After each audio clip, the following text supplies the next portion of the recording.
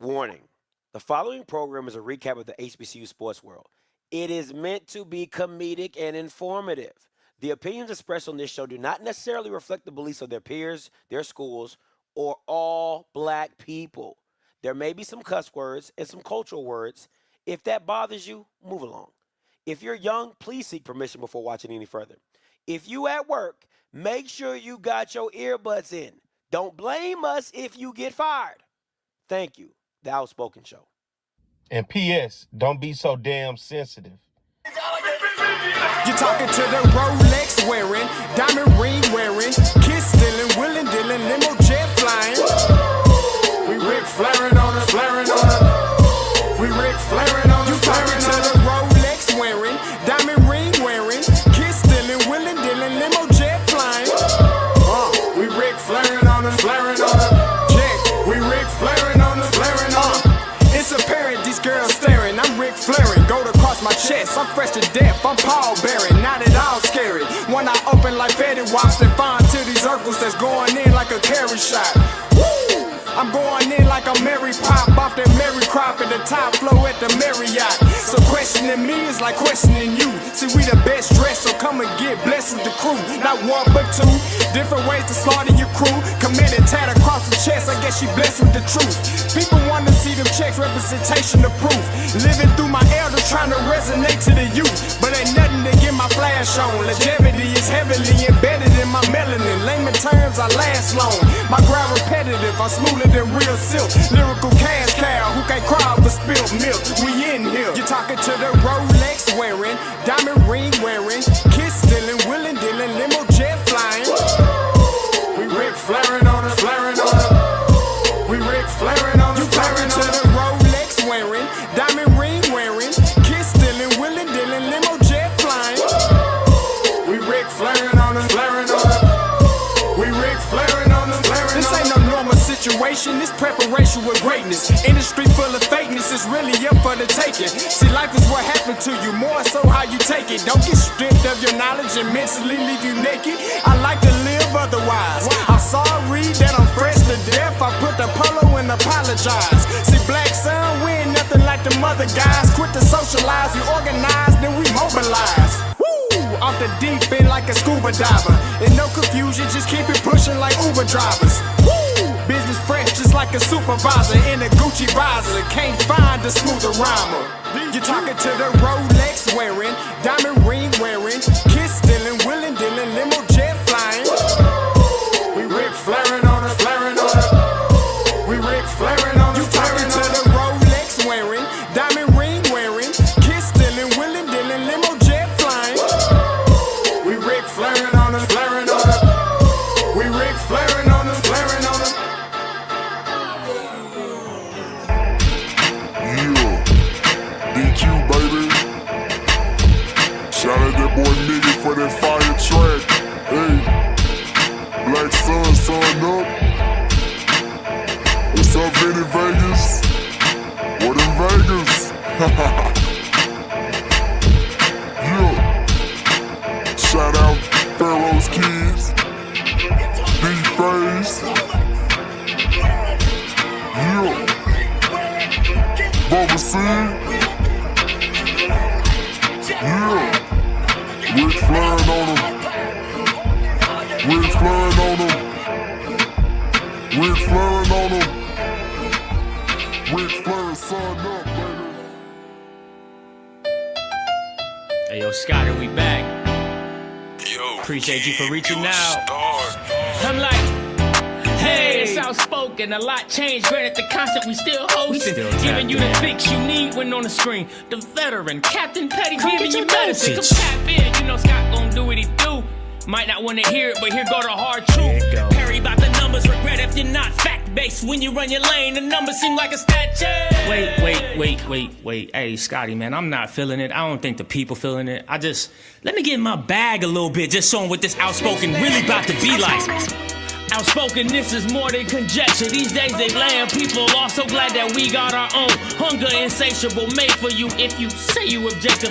Hard truth offering, no offense, just perspective. Come get your dosage and go with me. We spit it like poetry. The pivot was pivotal, could rhyme here, but I'd rather not. Some say Scotty, some call him Scott, the best one since Stewart. If you know, then you know, but if you don't, then you're lost. Let me be frank for a minute, cause we all know that's how Perry be. Break it down the game for what it was, no apologies. This my hypothesis, you tune in, you like watching it. It's common sense, obvious, competent, rugged, and confident. Hey, we outspoken. We outspoken. We outspoken. This is outspoken, and we gon' put on a show, even if we hear you say I can't stay alone. It's outspoken. Hey, back. What is going on, everybody? It's your boy Scotty back with another one. Happy Monday. Monday night, you already know what it is. Outspoken is back in full effect, and you are. We are here again. Listen, I couldn't do this show without my brother from another. Please give it up for the loser of the weekend, Perry White.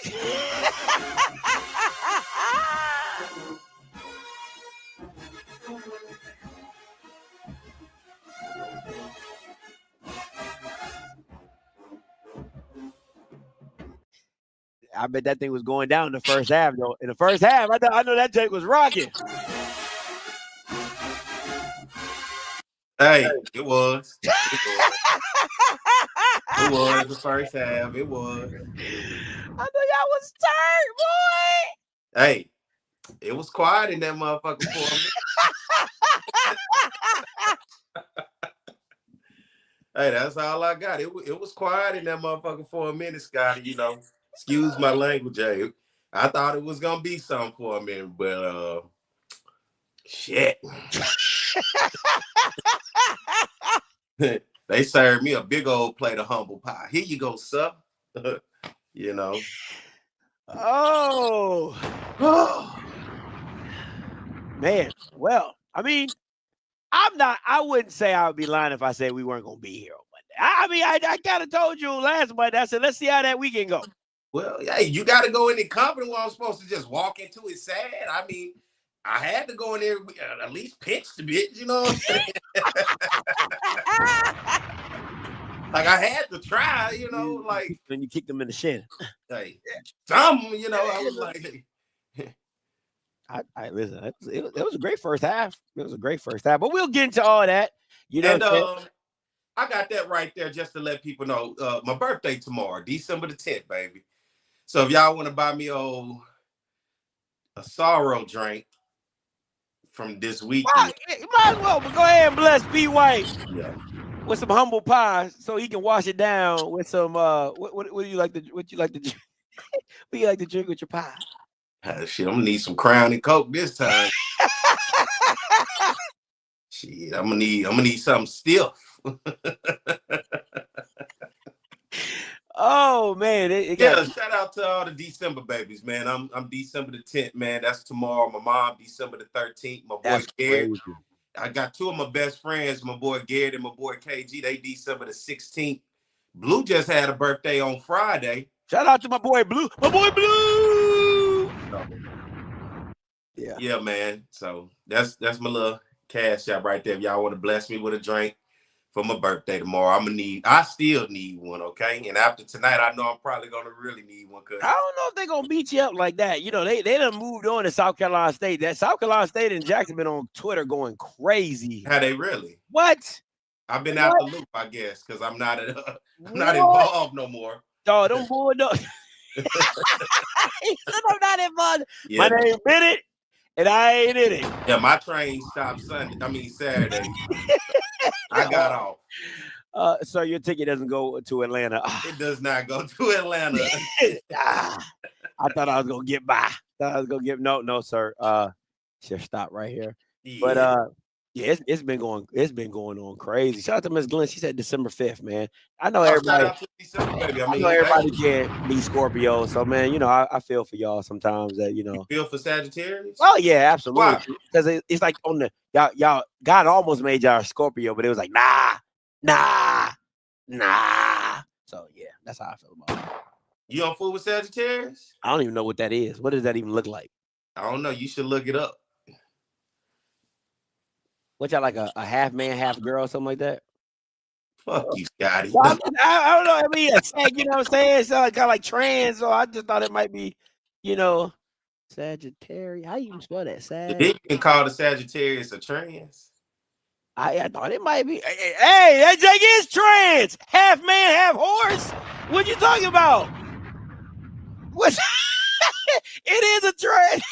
What you talking? That shit is trans. I'm gonna mute myself. Don't know what you want to be today. What? Come on. What? That is glorified trans. What are we talking about? Look at this dude. So what? Like half man, half horse? What is this? It's a Sagittarius, man. There's something in the sky. Dog. What? Dog. It's something. He said half man, half. He said half man, half. Yeah. If it walk, it'll step on the Scorpio, probably. Oh, hey, listen. Yeah. At least we know what we are. I don't know what this is, dog. It's a Sagittarius, man. So I don't know. Is it the arrow? Because this is an arrow. I mean, this is a crossbow. But is it the man or is it the arrow? It ain't the arrow. Oh my God. So I could represent something. I don't know what I am. That just, that just is me. That's me. So, everybody different strokes for different folks. I'm just catching goddamn boom boom. I can't even win for my birthday. God dog. Oh man, that's been. Well, what's the meaning? Type in Sagittarius meaning then. Let's see what it means. Not saying I'm all into it, but let's figure this out together. What does it mean? Let me see. Sagittarius, including zodiac sign and Latin word. Let me see. Sagittarius is the ninth sign associated with the constellation Sagittarius. The sun in the Sagittarius approximately. Oh, man, this is too much. Comes from the Latin word sagittarial, which means archer. The word was first used in the 14th century. The constellation Sagittarius is located between Scorpius and Capricornus. It was first documented by, can't pronounce that. In Greek mythology, Sagittarius is associated with the centaur Chiron, who mentored Achilles in archery. Sagittarius is often depicted as a centaur drawing a bow and an arrow. So you guys are half man, half horse. Well, this was a pretty bad dude, man. You seen the movie Troy? You weren't in it. Centaur ain't no y'all members in Percy Jackson. That's what y'all in. They trained Achilles, man. Achilles was, and he died. Yeah, it was just some bullshit though. Everybody died though. Let's just act like nobody died. Y'all did all that training just to be like, hey man, watch out for that Achilles. Yeah. Done.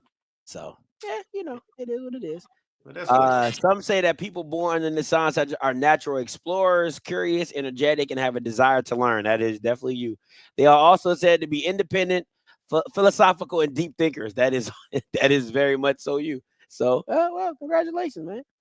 Half man, half horse. How is that for the women though? Is it like half woman, half horse for the women? Is it like, or everybody just half man, half horse Sagittarius? I don't know. Are they male and female Scorpio? I don't know. There's a male. Yeah, there's a male Scorpio. There's a female Scorpion. Yeah, everybody knows that. I sounded so dumb asking that. I mean, like, how they produce it? Come on. I don't know if they asexual. Come on, man. Come I on. didn't know they was asexual. Come on, philosopher. Like, come on, man. What are you doing right now? Like I said, again. Mm-hmm. Like I said, y'all wish y'all could be Scorpios. It's all right, man. It's my birthday tomorrow, y'all. I wish y'all bless me with a drink or something right there. You see it like on the Price is Right. It's right there. So, what's up, Scotty? Nah, man. Let's get into a little hot and viral before we get into the game. All right, a recap. Hey, listen. Miss Courtney Simmons said, I'm bringing some heat. All right, she had a press conference after her game against LSU, and this is what she had said. Actually prepares you for a conference schedule. I think you have to be careful with playing this many Power 5 games because there's a thing called confidence, right?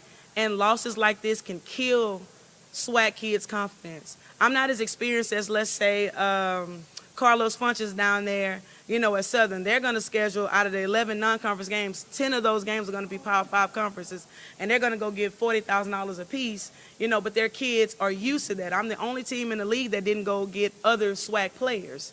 And so for my kids, a majority of my team came from the Sun Belt. And so these kids are like, well, wait a minute, and so right now it's just a matter of not killing their confidence so that we're prepared for SWAC play and we don't lose our first 2 games in the league because we're so used to getting our butts kicked in the non-conference. So nothing about this prepares you for SWAC play. It sounds good to say, but these are money games. We play these games to get the money so we can survive in our league. That is it. That is all. It's not because I would rather not ever play LSU again, but they paid us good money to come here and take a loss. And so, yeah, unfortunately, with the dynamics and the situation that we're in financially, we have to play these type of games to just be able to survive, to be able to make it to our conference games. So, no, nobody is going to sit at a press conference and tell you these were moral victories. That's not real life. As much as Kim Mulkey is a competitor, as am I, right? I play high-level basketball. I played at the University of Louisville, which we'll play in a couple of days. I know what high-major basketball looks like. And nothing about that is saying that I want to go and play Grambling and just beat the snot out of them. That doesn't help them for league play, and us getting the snot beat out of us does not help us for league.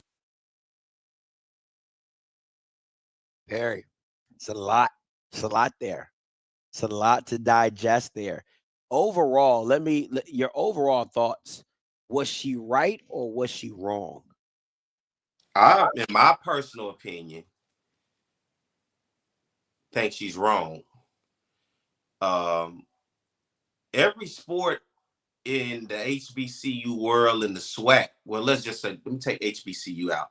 Every sport in the SWAC, aside from football, competes for national championships.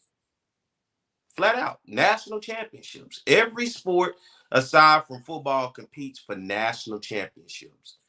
We talk about growing our brands. We're talking about continue to grow and get bigger and better with marketing. We talk about getting better recruits. This sounds like a cop-out to me. Yes, if you play LSU and they beat your brains out, then that's just what happens. That's just the tale of the tape. Do you want to be SWAC good, or do you want to have a good basketball team, period? For me, I don't like the comment of saying I would never play LSU again and playing all of these big schools. I mean, who do you want to play? I mean, do you just want to play black colleges, SWAC schools, or the Northwesterns and the Southeasterns and the McNeese of the world? I mean, you make the schedule to be competitive. And she said her team was full of girls from the Sun Belt. What do you think is going to happen in the Sun Belt? You want a cupcake schedule? I mean, I get what you're talking about confidence, but that's what you got to do as a coach to build the confidence in your team. And then in losses, you learn what's wrong and what happened. Of course, LSU, when you play a team like that, is going to have the better athletes, but it don't necessarily mean that game is over. Upset happen every day, B. Every day. Every day, B. Every day. Didn't Hampton girls just beat Georgia? Arkansas State just beat Memphis, 16 ranked. I mean, it happens every day. I don't know if she was just a little emotional in this. I personally don't want to hear Coach talk about this. I personally don't want to hear Coach put her team in a position because it sounded like a crybaby. She was being a crybaby in this moment. I don't know her, and I'm going to say I have a lot of respect for her. Of course I do. I mean, I don't have no reason not to like her. But I'm just saying, don't get in front of the media saying how this is going to help your team in league play. It is going to help your team in league play. Losses teaches adversity. Going against talent teaches you to get better. These are coachable moments when you're playing against these teams because guess what? I'm sure their goal is to win a SWAC championship at Grambling, right? And guess who you might see in the first round? And when you went, do you think Tamika Reed ever said anything like this? Negative. She mentioned my man Carlos Funches. I can recall last year, Southern went on the road and beat Oklahoma at Oklahoma. So don't do this because this puts in the notion of the mind that when we win the SWAC championship, that's it. Grambling won the first round last year in the NCAA playoffs for the first time ever on the men's side. You don't think non-conference helped them? She shouldn't have said this. I don't like the fact, I don't like the way the messaging went. She tried to blow it off like no reason to play these teams. First of all, yes, you need the money. Second of all, the girls want the exposure. Guess what? You come to that school to play this type of talent. You want to play talent because when you play LSU, you being seen. Don't it work like that in football too? That's what they when say. You're trying to go to the next level. What film are they evaluating you off of? When you play the big school. Yep, the big schools. How you play against the big schools. I don't know where her mindset was. She was just emotional, and I get it after that loss. And maybe it seemed like it was centered towards Kim Mulkey. And like, why you whoop my ass like that? You know, but at the end of the day, you play the games to win. You don't go in with a mindset that because they got LSU on their jersey, this seemed like this was automatic win for them. Isn't that what it sounded like she's saying? When you play these schools, is automatic win for them? And I don't know why we play these games, because we'll be playing Louisville, and I played high-level basketball. So you telling me they're not playing high-level basketball at Grambling? I don't like that. Ooh, you downplaying your program, and once again, you're putting the other program on the pedestal. When you put your program on the pedestal, all you saying, baby, look, we build it here. We're going to get there. I'm not going to sit here and cry because we lost LSU. Hey, they're going to have to see us again. And I'm just looking at Tamika Reed when she was at Jackson State. I'm looking at Carlos Funches since she named him at Southern. Southern went on the road and beat Oklahoma last year. I watched Jackson State in person come to Baton Rouge and pretty much have that game. They were up 10 with 4 minutes left in the game. I'll never forget that game. You don't cry about the opponent. You just do better and you get better. And you don't say how this is going to help you in league play. These games help you a lot in league play. They get you prepared and get you ready. You can't get prepared and ready playing Tougaloo College every goddamn week. That ain't going to make you better playing no Talladega. What are you going to do? This game is what the girls, they compete. Because when you win, because then guess what? If you don't win the SWAC championship, and let's say you the second best team, aren't you going to be crying about getting into the NIT, WNIT? What strip the schedule? What strip the schedule? If you don't want to play the big boys. You got to do this. I don't like what she did. They might need to talk to her and say, hey, we can't do comments like that, outbursts like that, because it don't make sense to our program. What is that saying for the next recruiting class? What is that saying for the program moving forward? And what is that saying in terms of marketing your program? This is not the right way to market your program by the comments that she just gave out to the media. You know what's funny, P? I was coming in with a whole different mindset, but you actually you really changed my thought process, because I was going to say she was right. And then when you brought into the dynamic of you're playing for a national championship, I was like, damn, you're absolutely right. Like, every program in America is playing for the same thing. And that's why you have the Cinderella stories in basketball that you have. Now, you don't see them as much as women's basketball as you do in men's basketball, but it's all, I think, again, Tamika Reed is the standard for me. And if she can build that at Jackson, then you can build what you build at Grambling. I'm sorry, it's nothing more. And listen, I think Tamika Reed's a hell of a coach. But I don't believe she was doing anything other than recruiting her ass off and coaching her girls up to a high level to where they were able to compete. And you expected them. See, that's the difference with Jackson. When Tamika Reed was at Jackson, you expected them to beat Power 5 teams. You expected them to go to the wire with Power 5 teams. And they had the expectation to also play and get there. I think this mindset that she has after your thought, your soliloquy, her mindset is in the wrong place. It just really is. Now, I agree.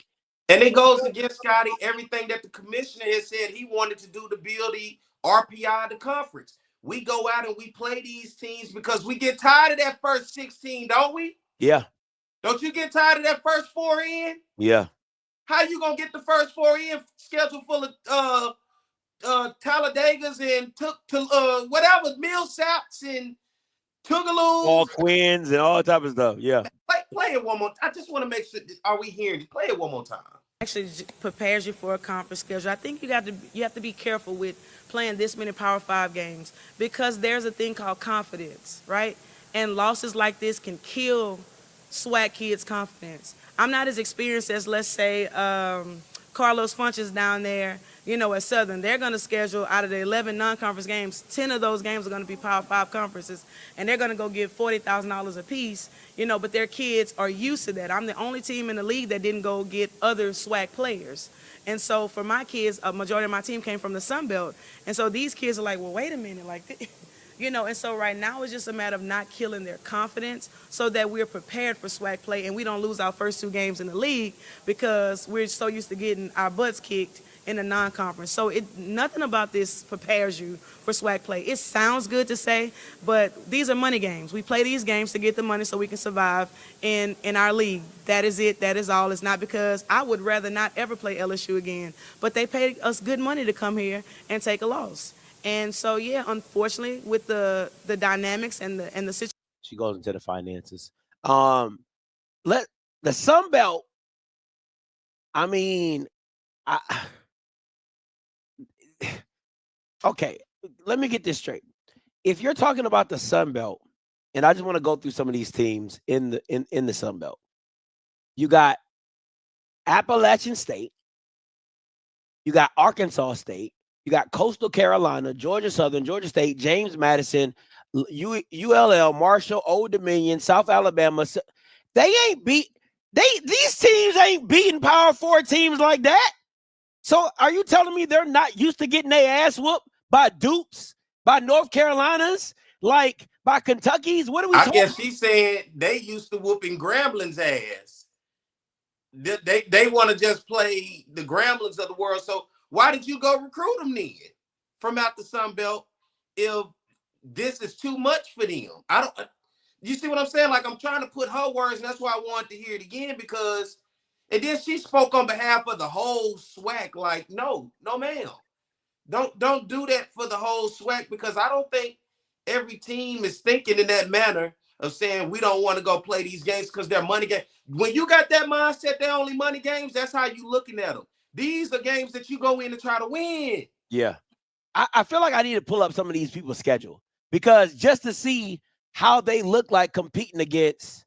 Now, James Madison is a pretty good basketball program. I usually do know they pretty good. So let's go Marshall. I'm going to pull up Marshall's schedule because, Perry loved pulling up a schedule. So let me pull up. Do you think we've seen Norfolk girls, right? Hey. Do you think they would ever sit back and have a conversation like this? Negative. Let me see. Marshall girls basketball schedule. All right, here we go.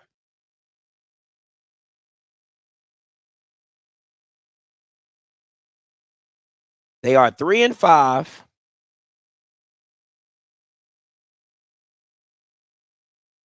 They lost to Toledo. She got a point. They got mollywopped by Penn State. Let me show this real quick. So, real quick. Let me know if you can see this. You can see that, P? Let me zoom in. All right, I just zoom in a little more. All right. So, this is Marshall, right? They're 3-5. They played Pikeville. Whatever. Okay, that's fan thing. Toledo, they lost. Northern Kentucky, they lost. Elon, they won. George Mason, they lost. Penn State, mollywopped. Tulsa, they won. Salem, and then they again. They get mollywopped too. So what is your point? What is your point? This is Sun Belt team that's getting their ass whooped by Power 4. I mean, like,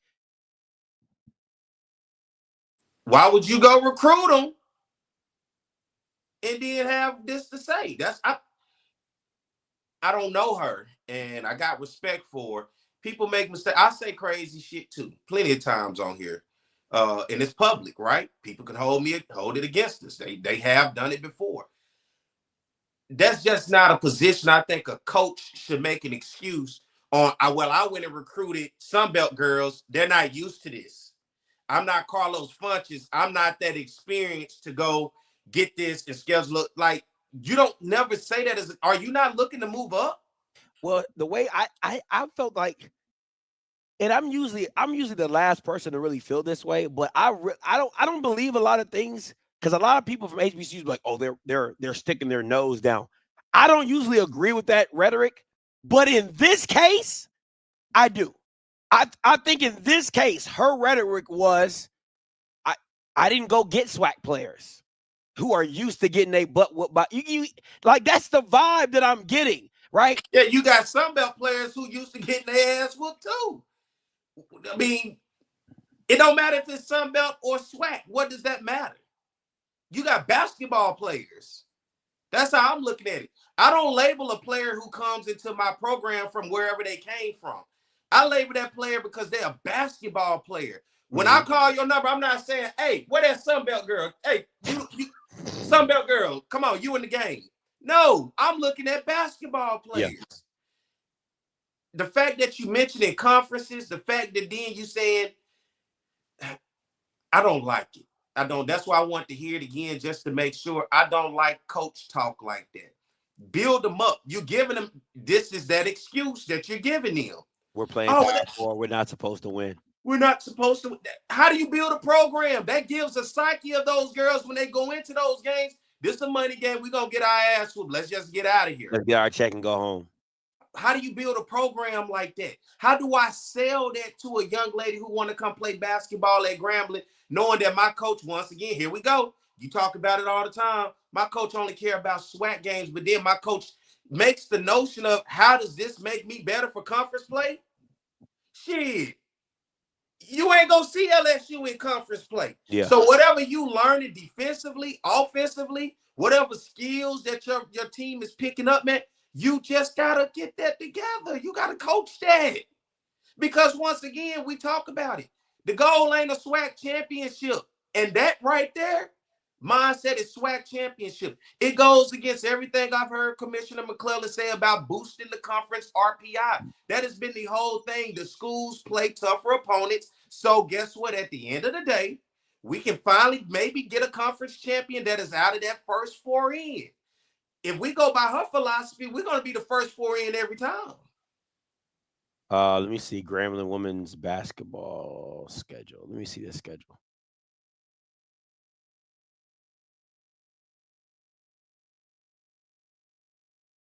All right. So, here we go. You got Centenary College that they beat 131-30. Xavier University, they beat 69-55. You went down the road to Nichols. Again, this ain't a Power 5 school.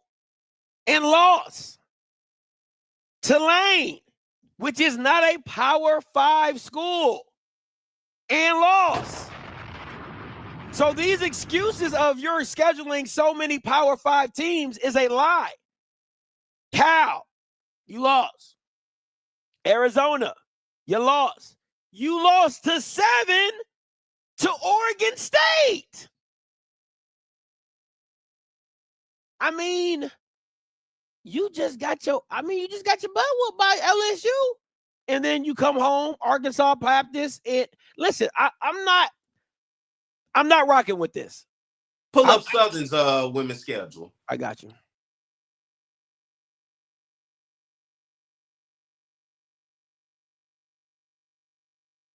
Ooh, y'all got Texas. Ooh-wee.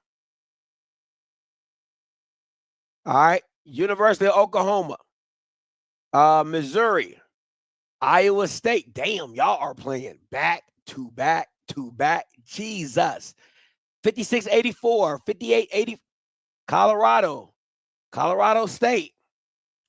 NC State. University of Washington. Hey, yeah, that's different. Now, that's different. That's different. That is completely different than what she got with Tulane. That now, if I was him or whoever this coach is, I would be saying that. But her schedule, That's my man Carlos Funches, man. Ooh-wee. That thing different. That thing different. This schedule different. This And is do a one straight. more. Let's look at Jackson State. Either Jackson State or Alabama A&M. Either one. You decide. Oh, yeah. I want to see Don's. Yeah.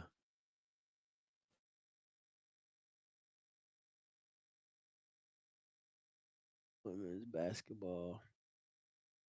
That jank. Ooh, Jesus. That was a gauntlet right there. Shout out to Funches.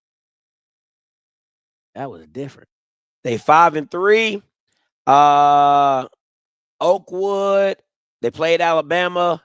Eastern Michigan. They beat them. Mid-major. UAB. Lost to them by 7. Kansas City. Won by 5. UAH. Won by 3. Ugh, these are a little scary. Utah Valley. Lost by 2. I don't even know what these. Where are these schools? So that's my point. So, how do you want to make your team better by doing what? Lindenwood. They got Tulane coming up. They got North Alabama, Central Arkansas, ULM, Vanderbilt, and then they get into SWAC play. She want this schedule. One more for me. Let's look at Norfolk. That's perhaps the best women's basketball team, right? Yeah. Howard's doing pretty good too. Yeah. Let's look at theirs. But you see, Southern, hey, ain't no shine away. Hey, hey, boy. Competition is. I bet it make them. I bet it make them prepped and ready for SWAC play. 8-3. Oh wow. All right, William and Mary, they beat them. Longwood beat them. Missouri. Oh shoot! Beat Missouri. Okay. Played Alabama tough. Lost by 10. Beat Hampton. I don't know what Radford is. North Carolina, Wilmington. Okay. Lost to Washington State by 8. Beat Wyoming. Lost to Green Bay. They went to Puerto Rico? Oh, shoot. Lost by 1. St. Louis, Washington, D.C. And then they got Shaw. That's an ass whooping. NCAT. That's probably going to be another ass whooping. Drexel, probably going to be another ass whooping. And then they got UNC. That's going to be a game right there. That's going to be a game. But you got Auburn. I mean, UMES. So, I mean, listen, that's a great schedule, man. That's a great schedule. These schedules, what I'm looking at compared to Southern, ain't hard. So because she lost to LSU, she got her ass whooped to LSU. Now all of a sudden you want to change the whole scheduling? Come on, man. Nah, I ain't buying that, Scotty. I mean, play it one more time. One more time. 5 games, because there's a thing called confidence, right? And losses like this can kill SWAC kids' confidence. I'm not as experienced as, let's say, Carlos Funches down there, at Southern. They're going to schedule out of the 11 non-conference games, 10 of those games are going to be Power 5 conferences, and they're going to go get $40,000 a piece, but their kids are used to that. I'm the only team in the league that didn't go get other SWAC players. And so for my kids, a majority of my team came from the Sun Belt. And so these kids are like, well, wait a minute, and so right now it's just a matter of not killing their confidence so that we're prepared for SWAC play and we don't lose our first 2 games in the league because we're so used to getting our butts kicked in a non-conference. So nothing about this prepares you for SWAC play. It sounds good to say, but these are money games. We play these games to get the money so we can survive in our league. That is it. That is all. It's not because I would rather not ever play LSU again, but they pay us good money to come here and take a loss. And so, yeah, unfortunately, with the dynamics and the situation that we're in financially, we have to play these type of games to just be able to survive, to be able to make it to our conference games. So, no, nobody is going to sit at a press conference and tell you these were moral victories. That's not real life. As much as Kim Mulkey is a competitor, as am I, right? I play high-level basketball. I played at the University of Louisville, which we'll play in a couple of days. I know what high-major basketball looks like. And nothing about that is saying that I want to go and play Grambling and just beat the snot out of them. That doesn't help them for league play, and us getting the snot beat out of us does not help us for league. I don't even know what she's talking about. Yeah, I agree with you. Basketball is basketball. Go in with the hopes of winning. If you lose, you lose. That's when you sit your team down, you watch the film, you learn from that loss. Tell me what you think she means by she went and got Sunbelt players. She not like the other coaches in the league and went and got other SWAC players. What does that mean? What does that sound like? What is that? Listen, that throws me off every time. I'm not. They're like SWAC kids. I'm like, SWAC kids. What's that? What's that supposed to mean? Like, I didn't go get girls who used to getting their ass whooped. Now they getting their ass whooped and we They ain't don't got like no confidence. us off. They ain't got no confidence. I don't get it. What is like? I'm not like the other coaches in the league. I didn't go get other SWAC kids. I went and got Sunbelt kids. And I don't understand how this is going to help us for league play. The reality of it is there's no moral victories. These are money games. And they're killing the confidence of my girls. And we'll fool around and start conference play on a 2-game losing streak because we're getting our ass whooped. I didn't see anything too hard, and I'm not the coach, but that schedule that we looked at with Grambling didn't seem like that anybody have that in the top 50 nationally is toughest schedule. Oh, absolutely not. Absolutely not. And I'm thinking if Grambling is going to be a contender in this conference, don't we want a contender, a team that's can contend for a championship that can then go represent us well? And right now, if it's Grambling, women's basketball, I don't want them representing us in the NCAA tournament. You know why? They looking at, well, when we get to the NCAA tournament, you know what that is, Scotty? What? It's a money game.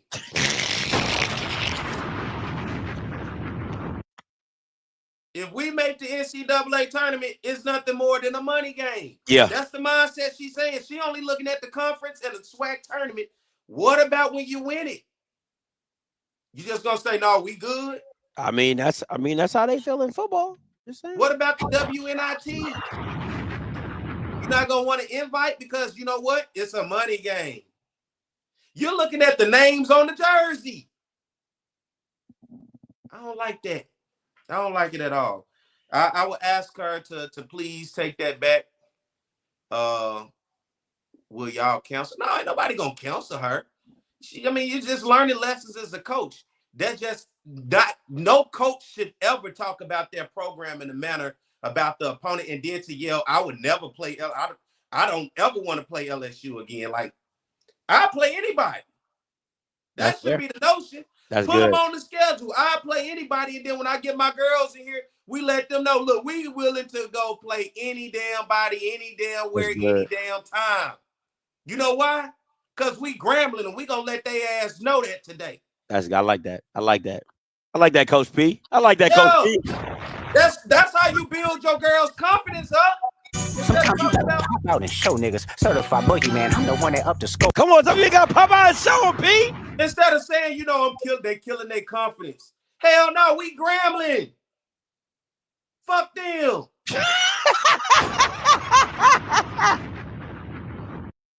And if you lose, it ain't no confidence loss here. Hey, we coach through it, ladies. It's on me. We gonna get better from this. I can assure you. Yeah. We keep practicing. We keep working. This is gonna build us to be better. When we get to conference play, there's not gonna be a team that we saw today that's gonna be better than us in conference play. Yeah. Ain't no LSU's in conference. That's good. That's good. So from what I saw us do today in this game and what we take from film, let's learn from it. Let's grow from it. So when we get to conference, we going to let them know. And then you know what I say? LSU will see me again. Hey, they going to see us again in the NCAA tournament. That's what Tamika said. That's what Tamika said after she lost that game. That's what she said. They going to see us again. Yeah, that was good. Yeah, that's good. Instead of, no, I don't want to play them. No, never want to play them again. Hell no. They got to see us. We the G. Take the L out and put the G. That's the GSU.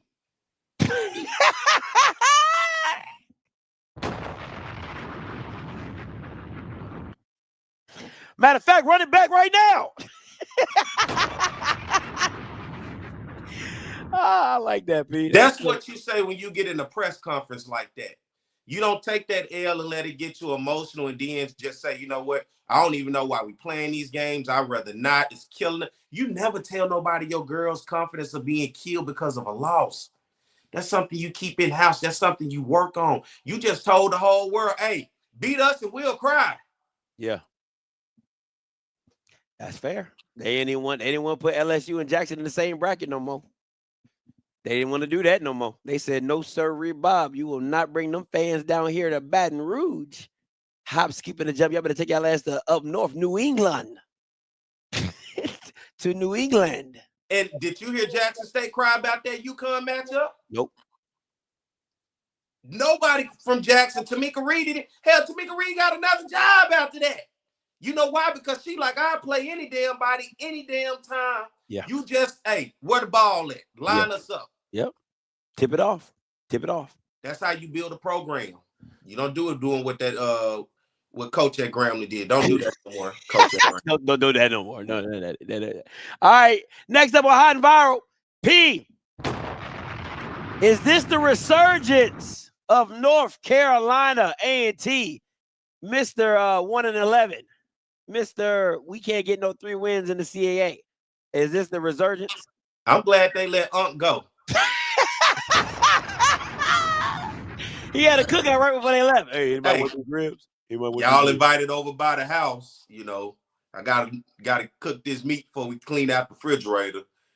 Let's look at Sean Gibbs. Pull him up from his here we go. Let's evaluate Sean Gibbs in front of everybody. Let's look at his winning ways. Because this is the same Sean Gibbs that initially was looking that FAMU wanted to get, correct? This is the Sean Gibbs that OBG wanted FAMU to have. All right, here you go.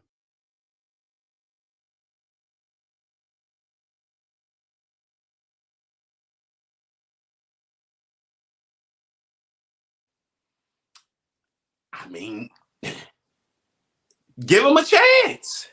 I didn't say he didn't deserve No, it. not you. I'm talking. Now, okay, this is the difference. All right. Does it matter? Can I ask a question? Go ahead. That his career is based off of playing HBCUs because things are different in that North Carolina A&T CAA. You know things what? Are different. You know what, P? I didn't even think about it like that. He racked up his wins, you know. Yeah, his time at North Carolina was when they were in the MEAC and they won those games in the MEAC, and now they're in the CAA. It is a different level of competition. That's a damn good point. I think the only thing that Sean Gibbs has going for him is the resurgence of former players that are going to help drive the recruiting factor for him at NCAT. But he's a solid coach. I love the grit that he has.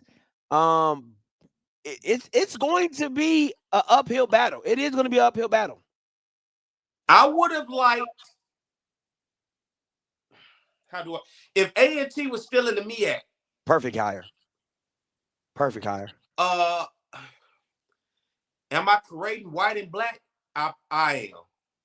But it's true though. It mean, is. let's keep it a buck. The CAA is no slouch. I mean, they're not as powerful as they used to be. You know, before the Delawares and the Richmonds and all them dipped. But the CAA is still a very tough conference to get out of, football-wise, because everything else they're doing pretty well. But football-wise, it's been a struggle. I give him. He'd probably be good against, the Winston-Salem. The black. Right? The black. Yeah, the black. And A&T Roy, I know you've been wrong all year trying to give Unc you've been giving Unc a pass all year. He's been serving bad barbecue at every outing. You keep going up getting the plate while everybody else, that plate when you fold it and you stuff it down. Didn't you do that a few years ago at somebody's house? Yeah, keep going, P. Keep going. See, you always try to start some shit. Keep going. Keep pushing forward. Okay, Jesus is the reason for this.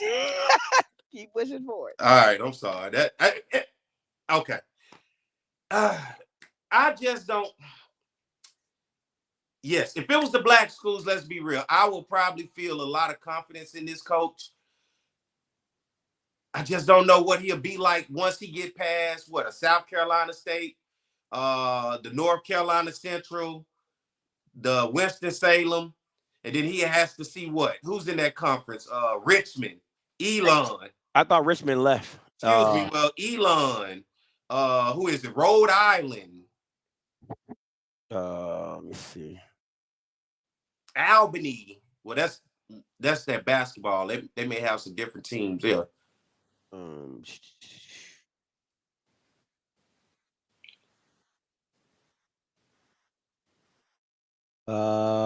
Colt, no, Elon.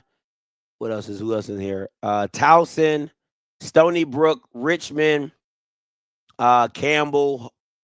Is you Albany in the CAA? Albany is in there. You Albany's in there? Okay, you Albany. Let me see. Rhode Island. Yeah. Let me try to spread this out real quick. Is Wofford? Stony Brook, yeah. Yeah, Wofford. So let's go look real quick. Pull up Fort Valley schedule last year. Maybe let's look at that last 2 years. Let's see outside of the HBCU realm what they have done. Because you got to think, and I think like this. All right, if you're a team that don't want to play in an HBCU conference, do you go get a coach from an HBCU conference to coach your non-HBCU conference team? I mean, I don't know, man. See, these are my problems right here. These losses right there. The Delta State. The Delta States, like non-HBCU stuff, right? Like, and then you play South Carolina State, you lose. And you play Albany State and you lose. So pull up the schedule the year before.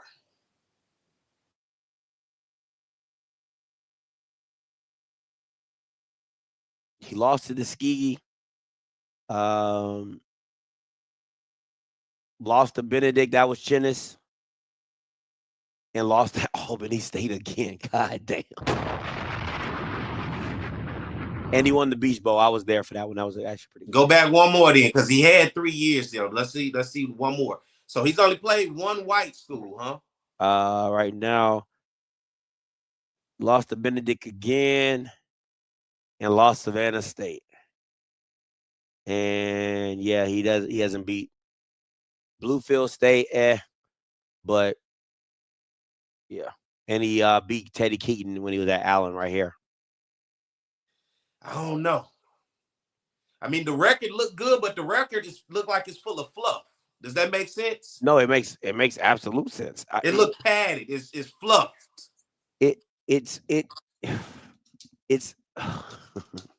It's playing the blacks. If you can beat the blacks, you beat the blacks. Again, I don't think he's a bad coach. I don't. I want to be very clear. I don't think he's a bad coach. And I think it's a good hire for NCAT for what they're looking for, the energy, the excitement back to the program. But you still got to go see them boys in the CAA. And it's just different. It's just different. And my only question is what are you expecting? What is the expectation? Is it to have a winning season? Is it to win more than 3 games? Like that. But if you hire him, the expectation is to go win an FCS national championship, because the Celebration Bowl is gone. So what else do you have? You got a conference championship and an FCS national championship. That is the goal at North Carolina A&T. Why do you leave a conference competing for a Celebration Bowl in which you dominated? Well, you said you wanted to go get better competition. Well, when you play better competition, everybody else in that conference is playing for what? A national title. You got to be playing for a national title. Is he a coach that can lead you deep into the FCS playoffs and potentially a national title at North Carolina A&T? You got William and Mary, that's still in the conference. Stony Brook, Towson, NCAT, of course, Monmouth, Hampton, Elon, Campbell, and that's it. So those are your big dogs. And I don't know if they've been adding any other teams or whatever, but so yeah, when you hire a coach at North Carolina A&T, at Hampton, and Tennessee State, the end goal ain't Celebration Bowl. The end goal is now FCS national champion. That's what it is. A legit FCS national program. That's what you hiring a coach for, because you're only going to play 3, maybe 4 HBCUs, and you pushing it with 4. So I give you maybe 3. The rest of your schedule is going to be filled with FCS talent teams. I think for him to keep his job, this has to be him every year.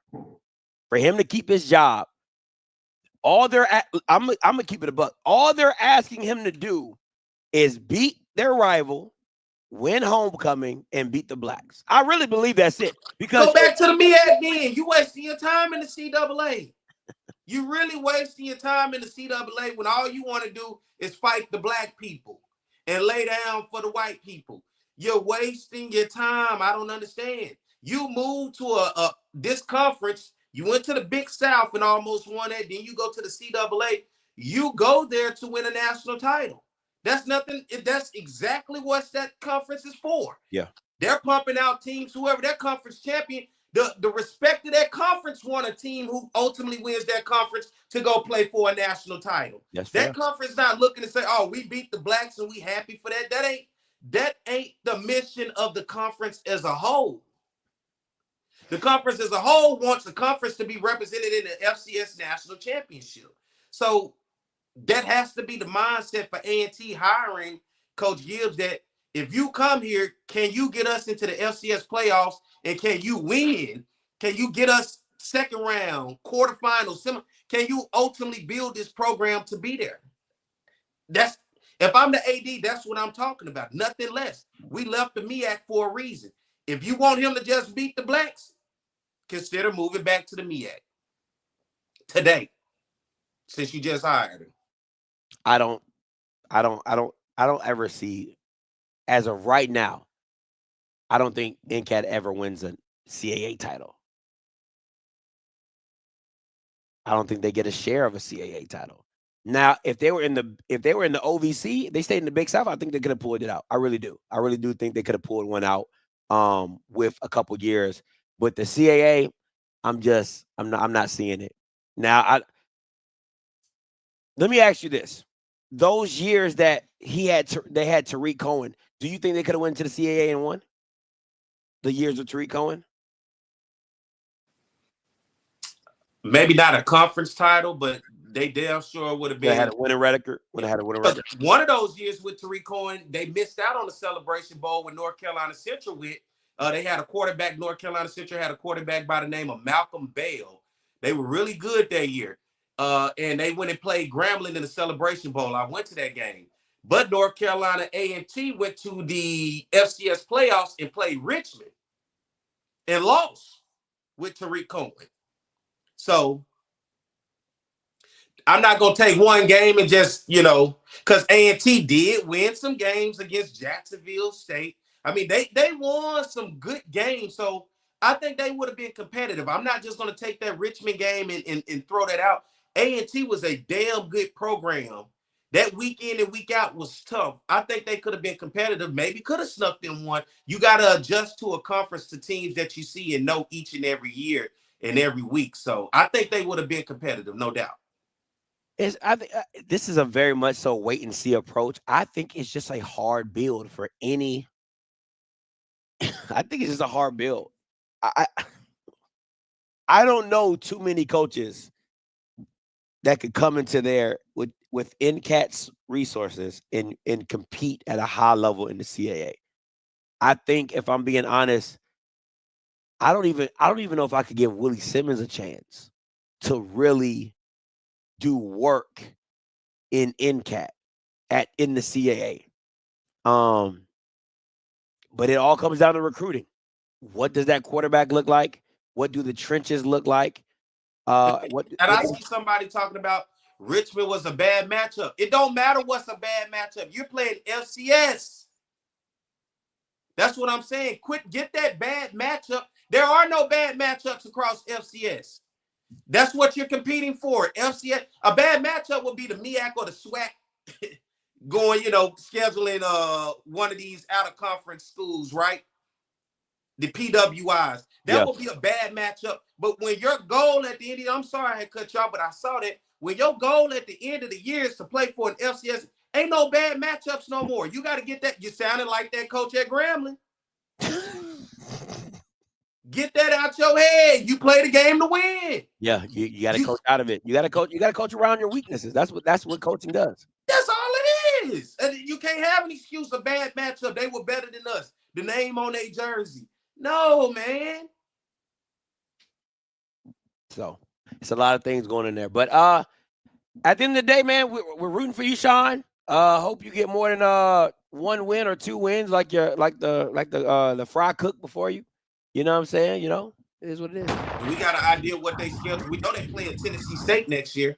Yeah, I think they playing them for homecoming in Cat. No, it's the first game of the year. Oh, the John Merritt Classic. Yeah, John it's going to be in Nashville. Yeah, and I think they got. Oh, Jesus.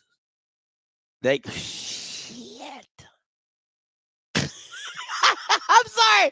I started looking at this schedule. I'm like, this some ass. All right, so you got Central Florida with Scott Frost. You got Furman. You got NCCU, and you got Tennessee State. That's what they have off the rip. So you ain't got that many black schools.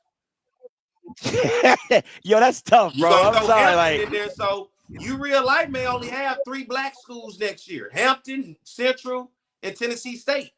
That's just 3 games. Tough. That's tough. I mean, Tennessee State, they're losing Draylon Ellis, so they got to find a quarterback. They're gonna have to figure that out. But you could easily go 0-4. Easily go 0-4.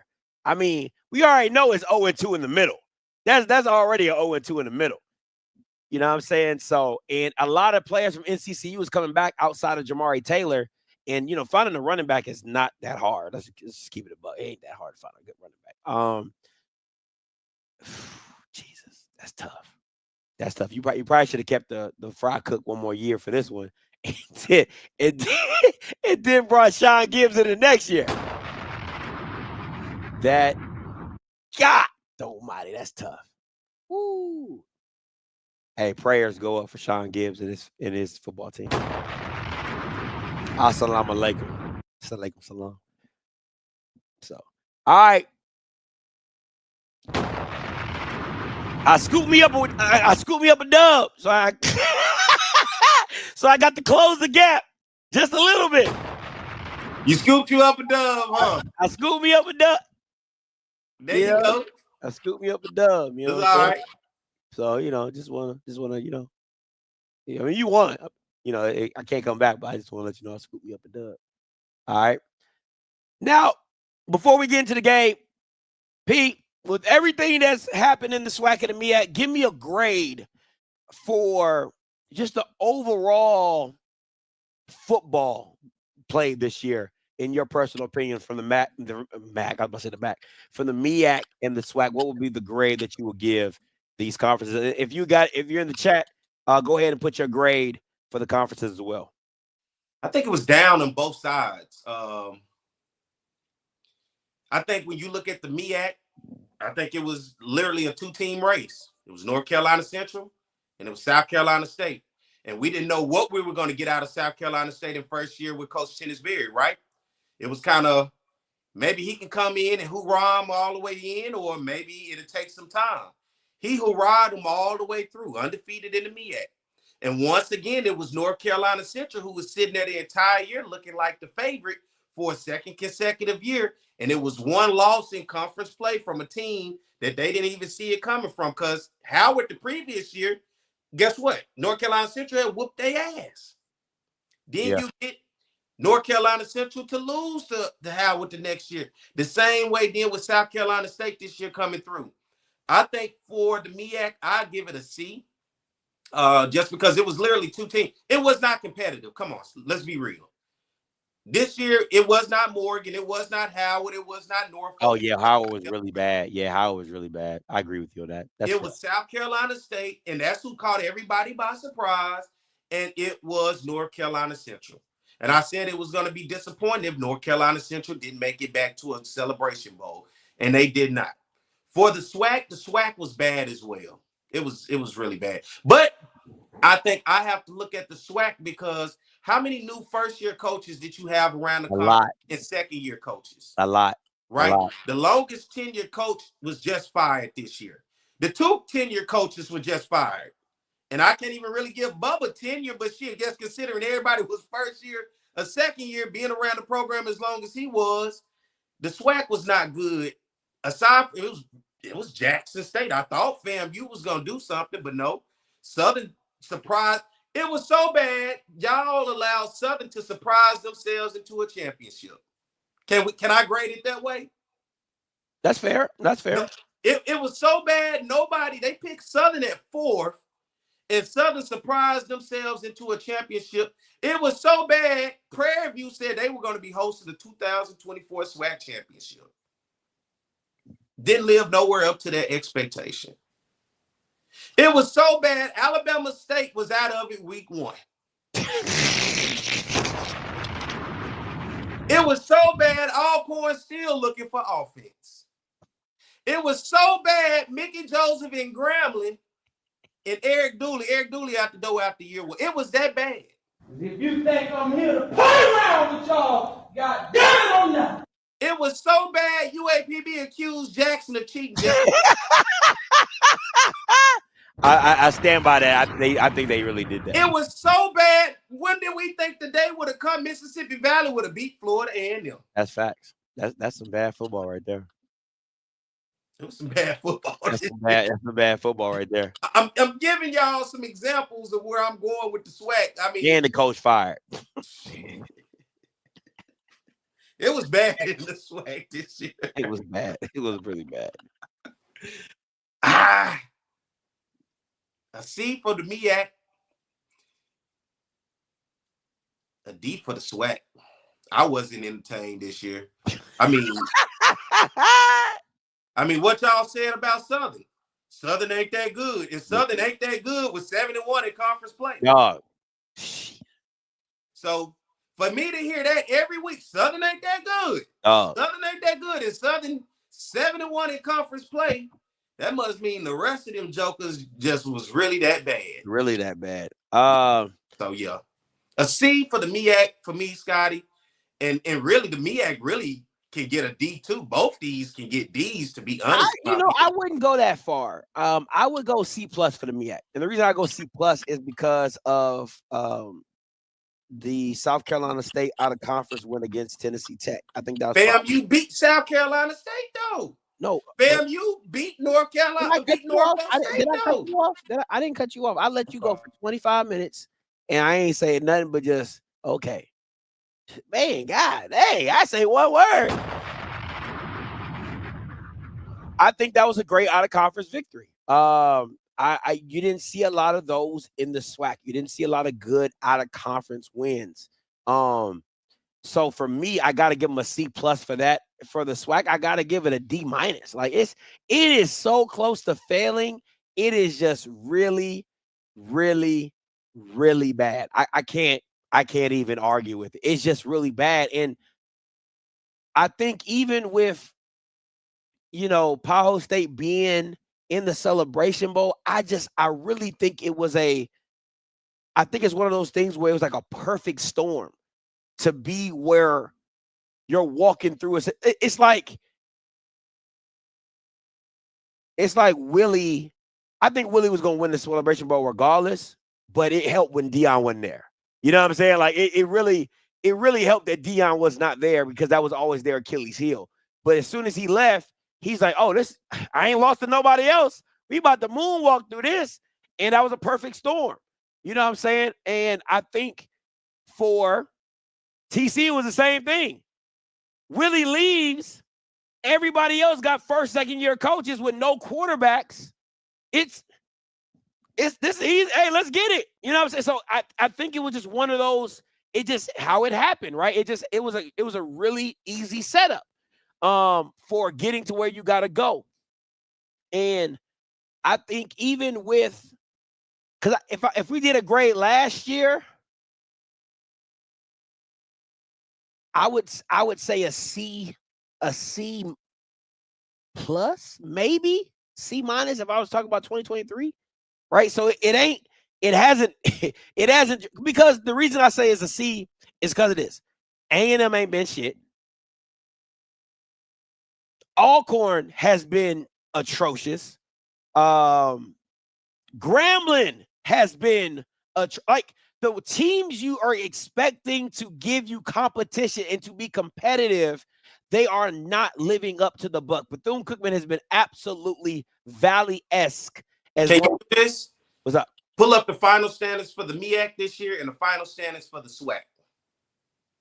I can't do both at the same time. We just got to do one or the other. Yeah, we do one at a time. I'm cool with that.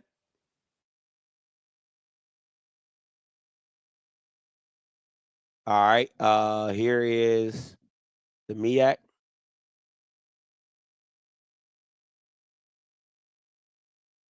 I'll zoom in for you. All right. 2 teams finished above 500.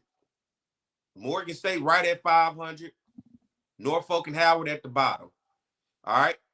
North Carolina Central this year, while I even went a little lower and I was knocking at borderline D this year, wasn't even good enough to get into the FCS playoffs. You know why? Because they talked about their strength of schedule. Yeah, that loss to Elon really hurt. It really hurt. And then what? They played in Virginia Lynchburg this year? Yeah, I think, but to be fair, I mean, come on, P. Like, honest, let's keep it a buck, right? Think about the out of conference games that a lot of SWAC schools played. They weren't going to win those, and then you add 4 out of conference games because most teams only play about 2 or 3. The MEAC got to play about 4 or 5 out of conference games. One is going to be a gimme, a D2 or whatever. So 4 perennials, that you're going to play on the out of conference game.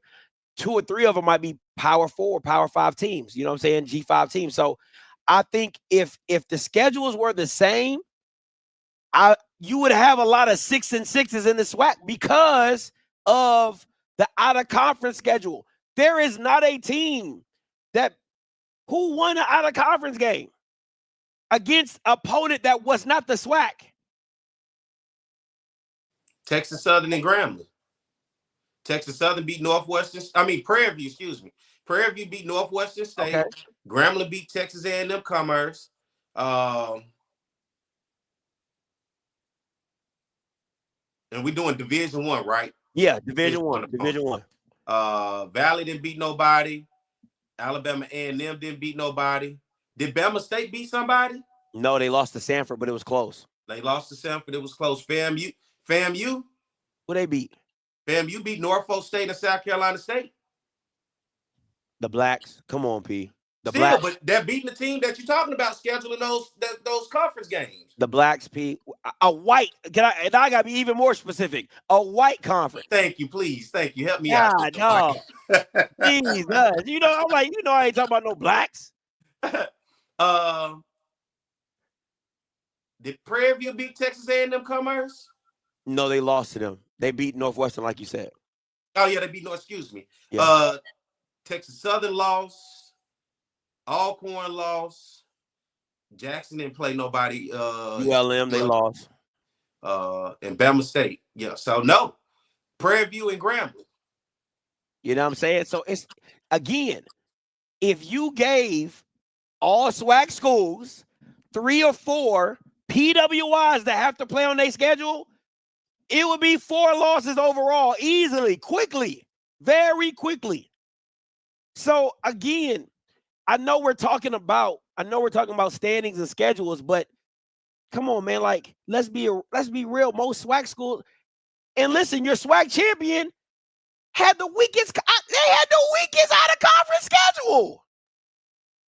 They pulled, if we're being honest, they really pulled a because the SEC and all of them talk about they don't need to schedule out of conference games because the strength of schedule doesn't matter in the football. That's essentially what Powell State did.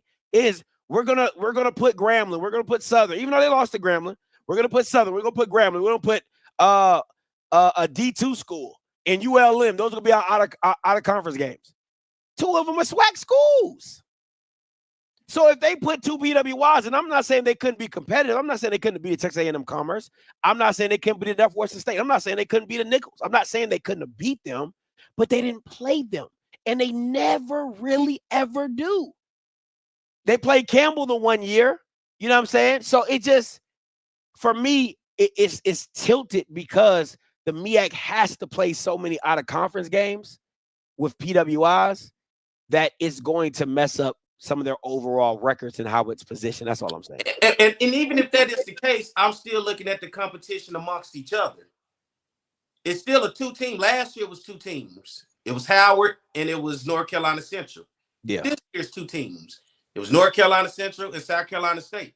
It just seems like every year the balance is 2 teams. It's not a conference where they beating each other up, and you got it coming down to the final week where it's like every game like matters. Yeah, and it's not there yet. It's not. That's the only thing. It's not that in the SWAC either. You know what I'm saying? Both ways. It's not. But no, I'm just saying because we're talking about the MEAC. That's the only reason why I'm feeling that way with the MEAC right now.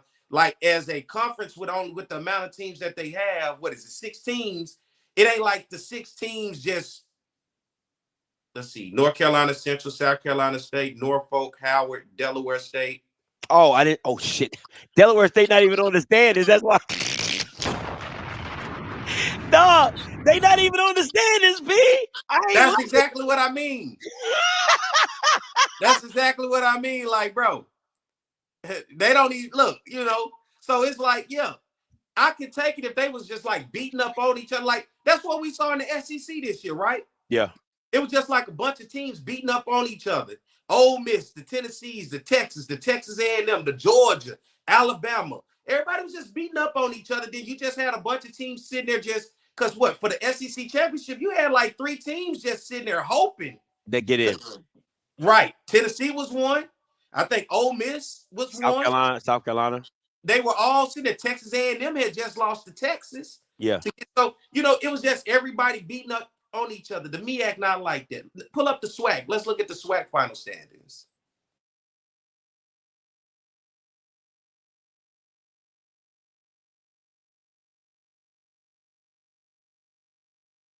I'm trying to see if this is the East. I'm gonna pull up the East first, and then I'll pull up the West.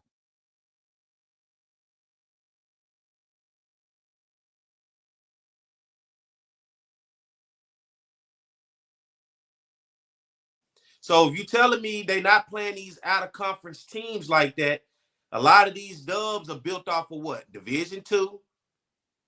And conference. And yeah, Division II and conference. Okay. So FAMU played who? Miami? Yep. Troy. Okay, that's 2. So we'll take that 2. That's out of that 5 losses. We know that's Miami and Troy. They played Norfolk and South Carolina State. I don't think they played Norfolk, did they? Yeah, they played Norfolk in the first game of the year. I thought they just played. Okay. They played Norfolk in the MEAC SWAC Challenge. Oh, okay. Yeah. Norfolk and South Carolina State. Yeah. So they played those 2 teams. And outside of that, the rest of that is SWAC. Yeah. Jackson State played ULM, Lane, and then Southern and Grambling. Basically, SWAC was their non-conference. Yeah. Alabama State played who? Sanford. North Carolina Central.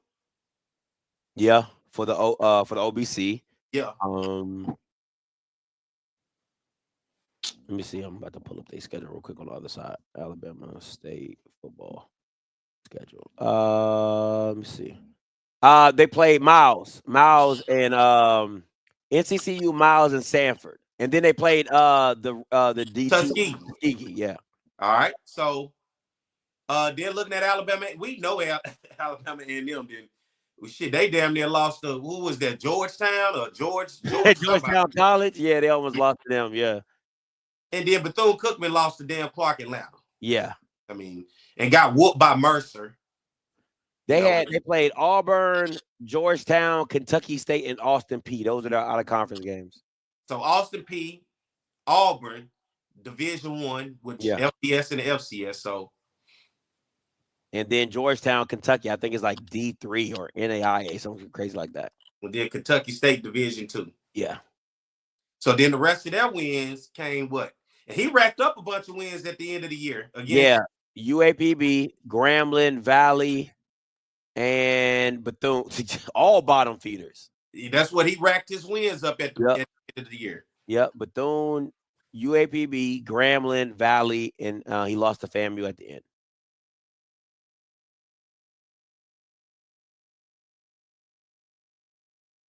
You know what I'm saying? And Bethune, I think they had Miami, who else? Miami, Mercer, Clark Atlanta, and then one more school. You said Bethune. Who did you have them playing? Miami. They didn't play Florida A&M played Miami. Oh shoot. Let's see. That was the year before last Bethune. Yeah. Football schedule. Let me see. Football schedule. They play South Florida. Mercer, Western Michigan University, and Clark Atlanta. So yeah, everything else for them was SWAC. You know. So these teams are playing some form of, I ain't gonna. No, I'm saying they just they don't beat out of. That's what I'm saying. Like if all things were even and every school had to play white schools for out of conference games, there would be a lot of 4-loss teams. If they didn't allow the D2 stuff, there would be a lot of 4-loss teams off rip. I'm saying there are, you hearing the Troys, you hearing the South Florida, you hearing the Miami, they are playing those teams. Auburn, they playing those teams. Again, I don't have a problem with. We get what the Power 5 jinx are. You know what I'm saying? It's the Austin Peas. It's the Nichols. It's the Southeast Louisianas. It's the McNeese. None of them won none of them games. You see what I'm saying? That's my whole point. If any of those schedule those teams, they're losing. They're 3-loss teams off rip. You get what I'm saying? So that's my whole point. Is you see 11-2, but when you really break down your schedule, like. You played 9 to 10. You played 10 SWAC games. And regardless of any of these teams on this list, if they did or did not play an FCS school, regardless, none of these teams beat an FCS school outside of a HBCU conference. That's my point to why, to me, it's like a lot of this stuff is false advertising, right? It's like you setting up your schedule with these weak ass schedules because again, your whole goal, like, oh, we're 11-2, but you played 10 SWAC games. 10. That is asinine. There's 12 schools in the SWAC, and you played 10 of them. That's my issue with a lot of this. Let's go to the West. Let's look at the West. Because the East, clearly, it was FAMU, Bama State, and Jackson.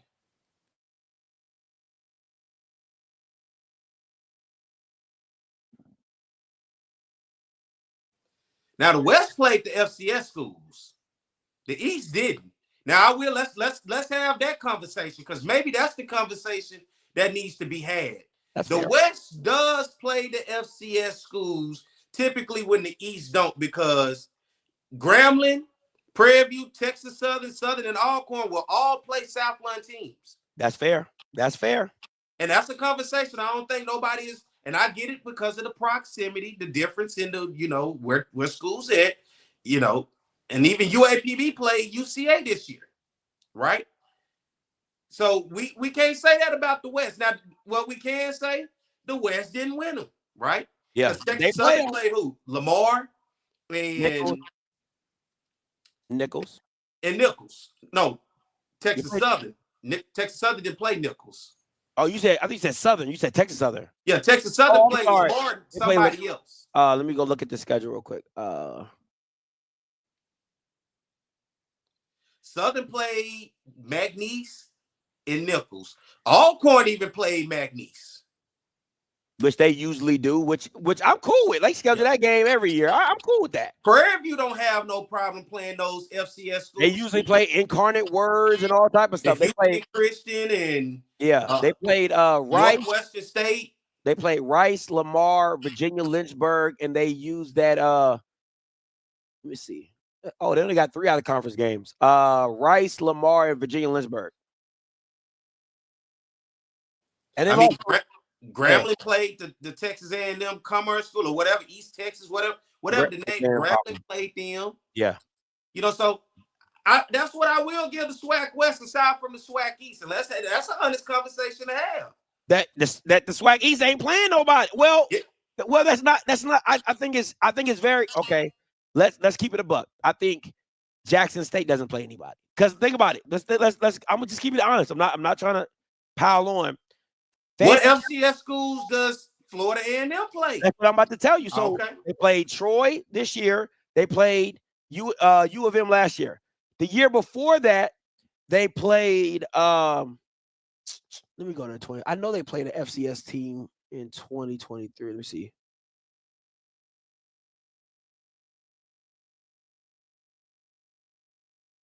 I mean, they played University of South Florida, which they lost to by 14, and then they played the West Florida team. That was Division II. So those are their two out of conference. Oh, they played Lincoln University.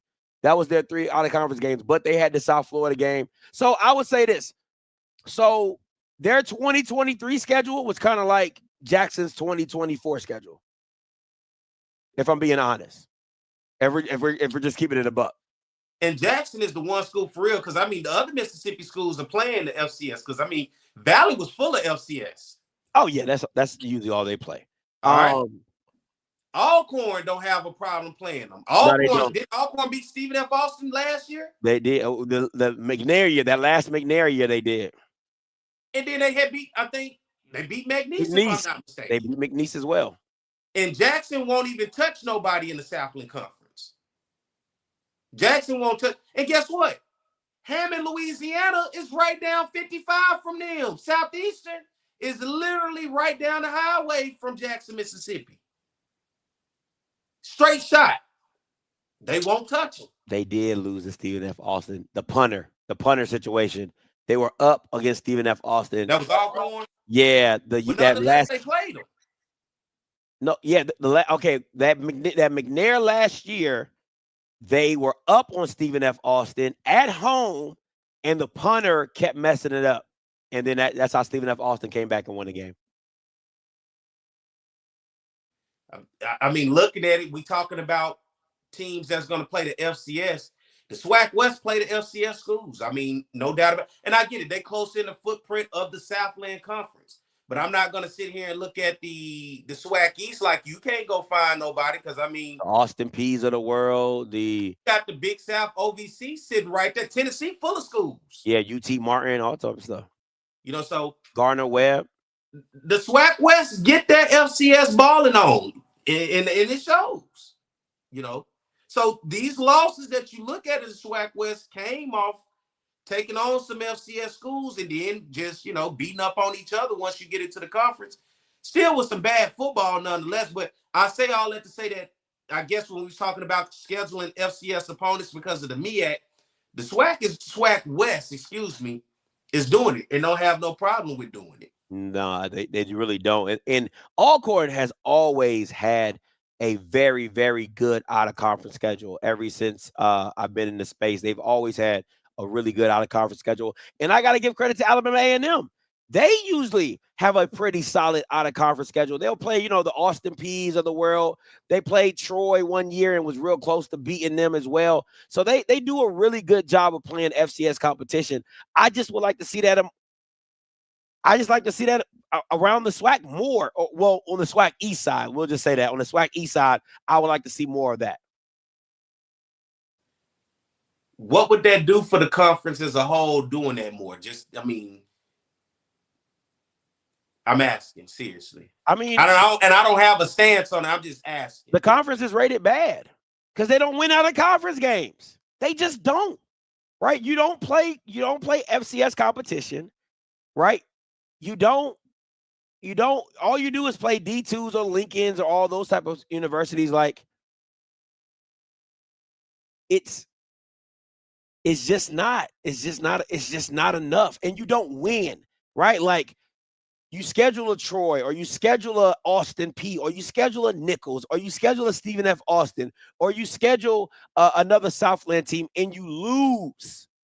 And you consistently lose.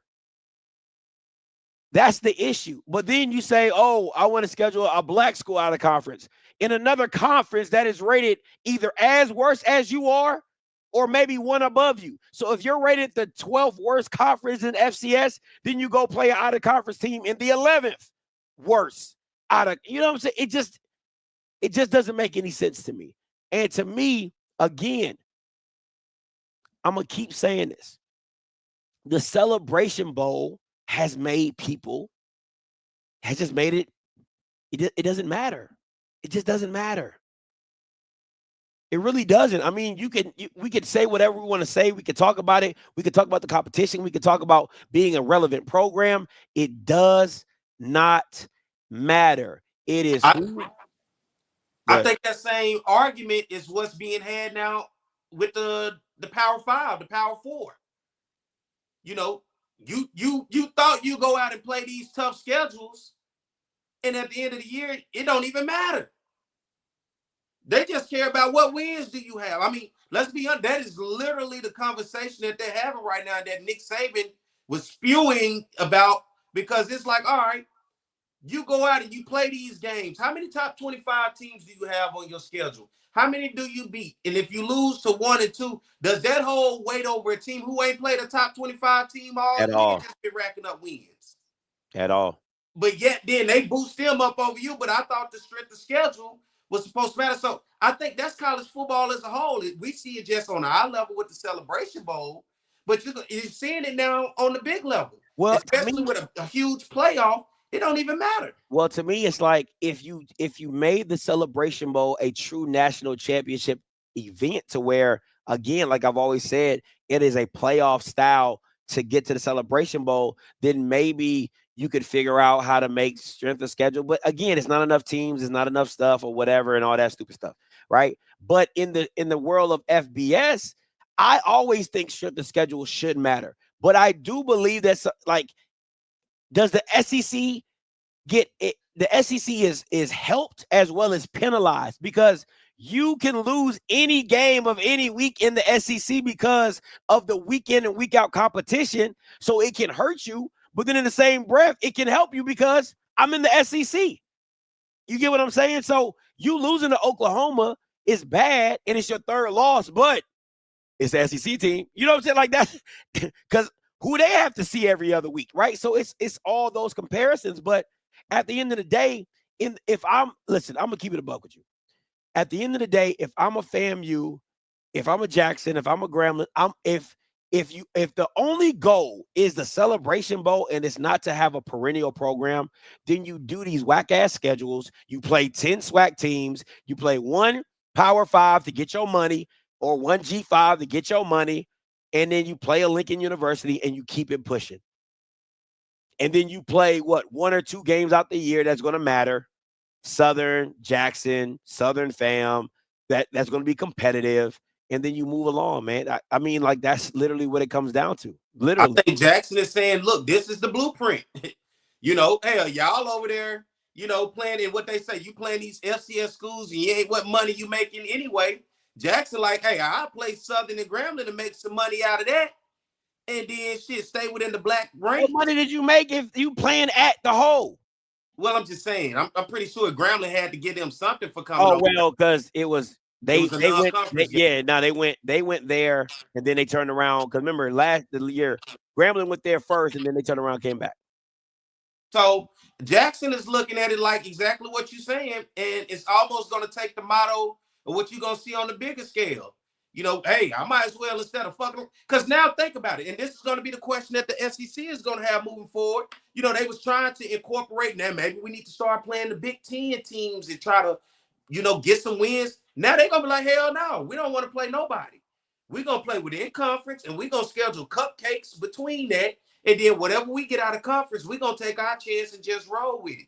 I mean, that's what Jackson is doing with the SWAC. Jackson is like, look, we're going to play our conference games.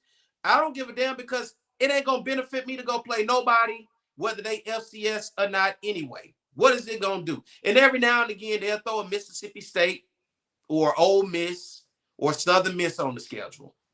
But aside from that, they're like, what benefit is that to me? My goal at the end of the year is exactly where they at now. And it didn't matter because they didn't play no FCS schools. They won the SWAC. They boosted their record. And that's what it worked. I think, okay. So if let's just take the out of conference out because it is what it is. So now it just comes into the building of your program.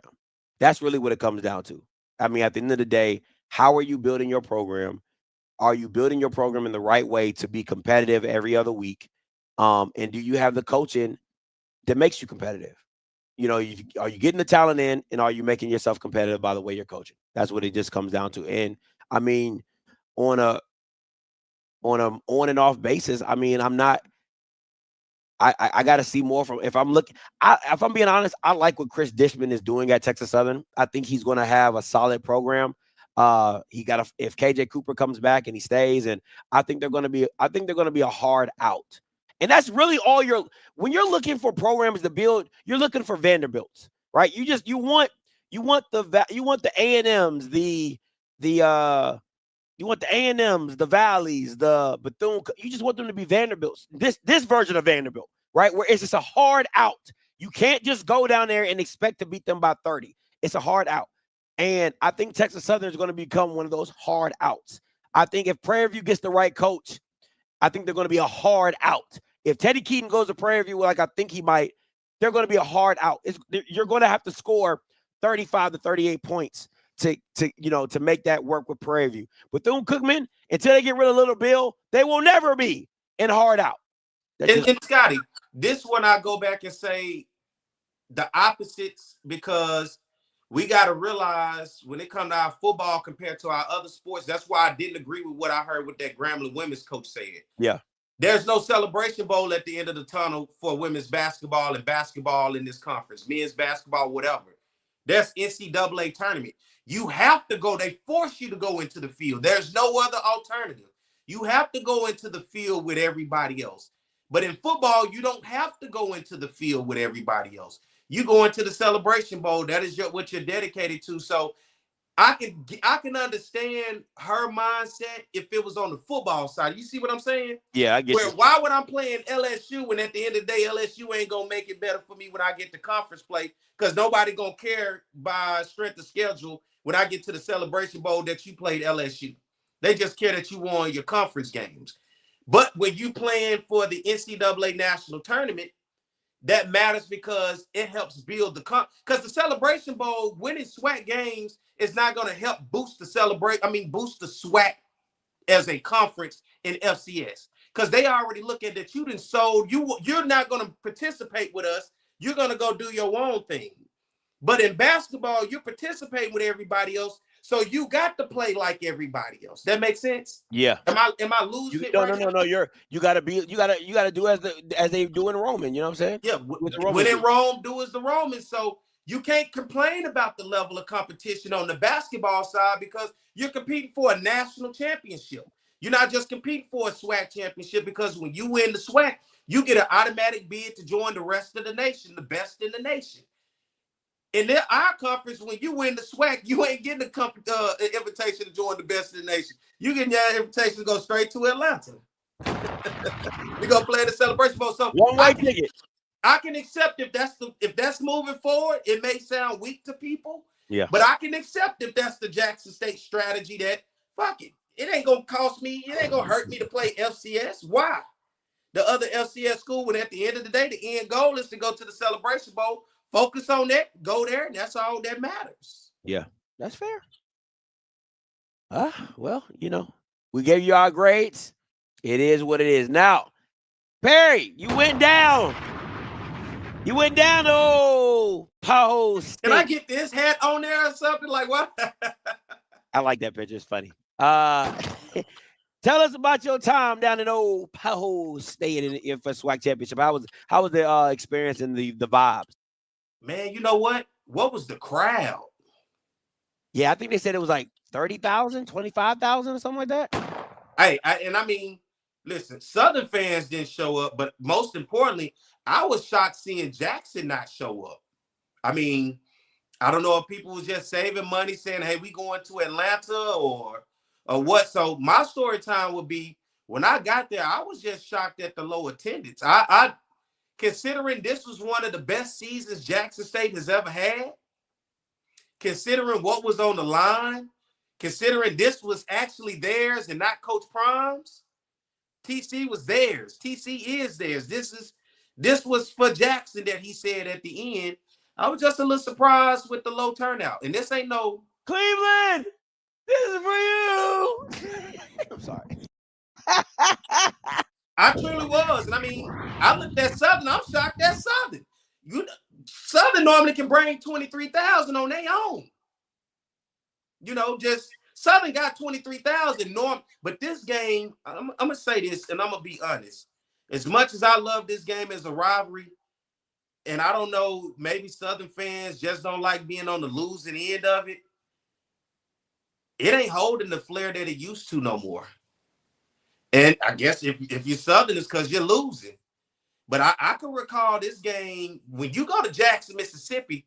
This thing was packed. It was 50,000, no doubt, every time. Southern could bring 20,000 and Jackson to have the other 30. They don't have that flair no more. And I think Southern fans are at the point right now, this losing streak that we are to Jackson, Southern fans like, I'm not going up there. I just choose to stay where I'm at. But most importantly, Jackson fans, for it to be a SWAC championship at home, did not show up. Not at all. I would have expected a homecoming crowd. Yeah, so what? It was cold. You remember that year we went and it poured down raining when Dion was there?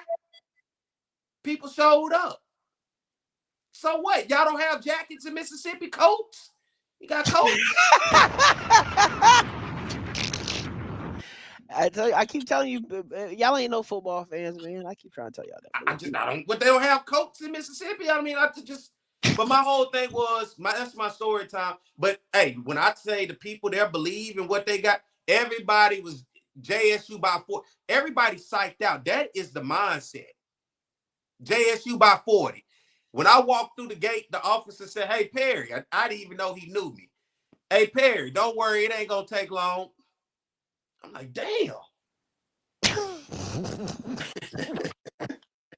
Like, I'm getting this everywhere. Hey, Perry, hey, like, damn, like, the mindset is there. So I didn't have no bad experiences, man. Nobody bust your windows out. Nobody cut your carburetor off. No. It didn't have that flair. This wasn't the Jackson Southern flair that I know.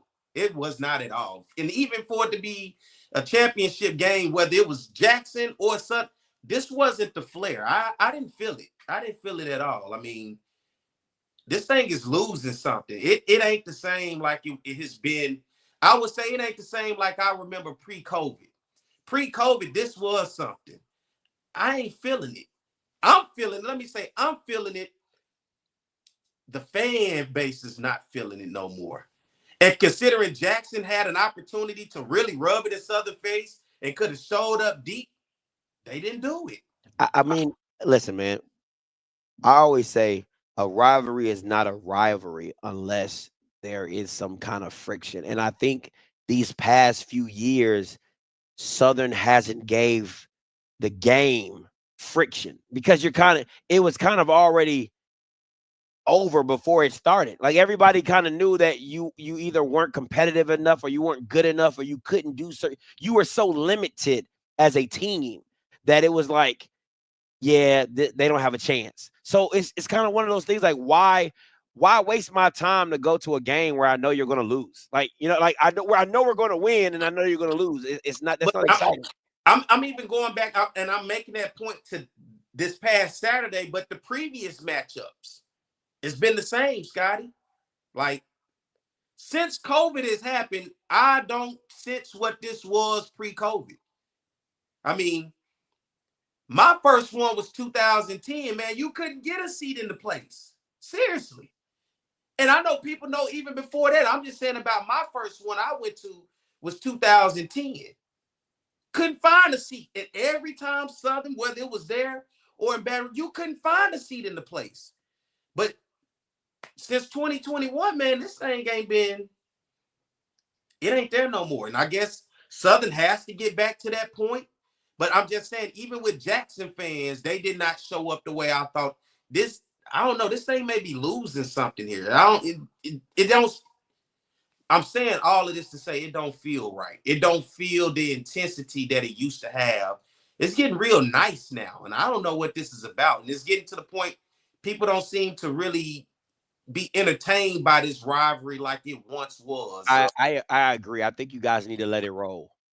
And I think one of those. I think sometimes it just makes the heart grow fonder. You know, like absence makes the heart grow fonder. I do like. Yeah, is it going to make you money? Absolutely, but I think you need to let it roll. I think it needs to have some. It needs to die down. You know what I'm saying? And then you bring it back. But I think a great game is a competitive game. That's just how it is. A great game is a competitive game, and this game has not been competitive for some time. It just hasn't, you know, and it's sad because you would think a Southern team would be able to get talent in the door, you know, quarterback wise or wide receiver wise or running back wise, to just make the game more interesting than it has been for the past few years, but it just has not been the case.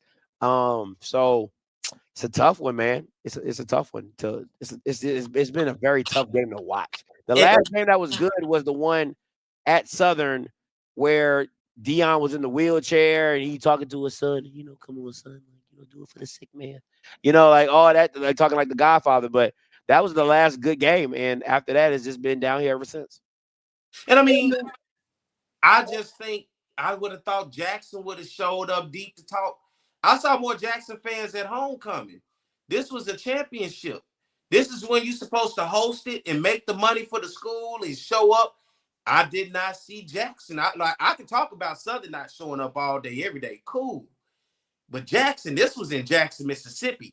This one was for you, and you didn't show up like you were supposed to. To consider it was Southern and Jackson in it, and all we had was 23,000. When Jackson yells 40,000 by themselves, they didn't show up. That's my story. I was surprised to see Jackson not show up for a championship, especially when you felt confident that you was going to whoop Southern ass and you could have rubbed it in our face and you did not show up to do it. I was a little thrown off by this, Scotty. I can't lie. Jackson people did not show up the way I thought they would have for a SWAC championship. That is fair. That is fair. All right. You know what time it is. What happened to that boy? Yeah. What happened to that boy? What happened to that boy? Yep, it's one of them days. Just one of them days. All right, it's my turn to put me up there now. It is your time to shine, my boy. It is your time to shine. What happened to that boy? Yeah. What happened to that boy? Just want to, you know. Go ahead, P4113. You were there live and in action. Talk about it. See, this is my fault for that time I put G up there on that straight. Drinking that damn beer. Now look at me. Damn. Straight up. It was what it was. I'm not hurt by it. You move on. You experience the loss. You get your ass whooped.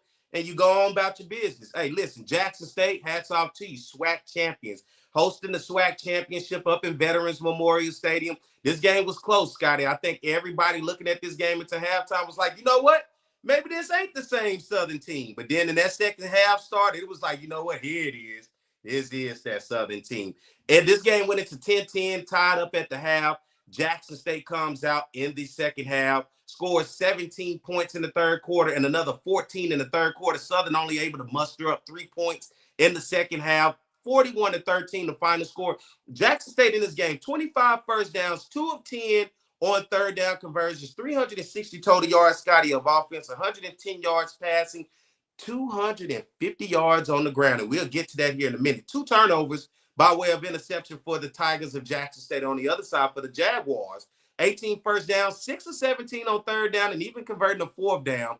313 total yards of offense, 180 yards passing, 133 on the ground, 4 turnovers for Southern.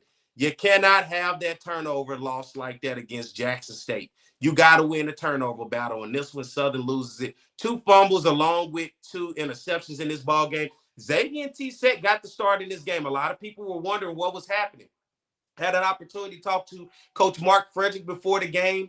Jalen Woods, who has previously started the last 2 games for Southern, did not pass concussion protocol this week. It had come out that he had suffered an injury against Grambling in the Bayou Classic and kind of had some issues going on. He did not pass concussion protocol, so it gave T-Set, who started this game the first time both these teams played and was injured, got injured in this game. He started this game. He goes 11 of 21 for 127 yards and an interception. No touchdown thrown in this one, but he also was keeping drives alive with his leg. 14 carries for 56 yards rushing and a touchdown. But as he struggled late in the game and Southern needed a spark, and after throwing an interception, they went back to the bench to Noah Biden, who started the season as the starter. Noah Biden goes 4 of 13 in this ball game for 53 yards and throws an interception in the end zone in Southern's last possession. You look at Kobe Dillon and Kendrick Grimes, pretty much held in check. Kobe Dillon, 9 carries for 41 yards. Kendrick Grimes, 6 carries for 31 yards. And C.J. Russell, who has kind of been that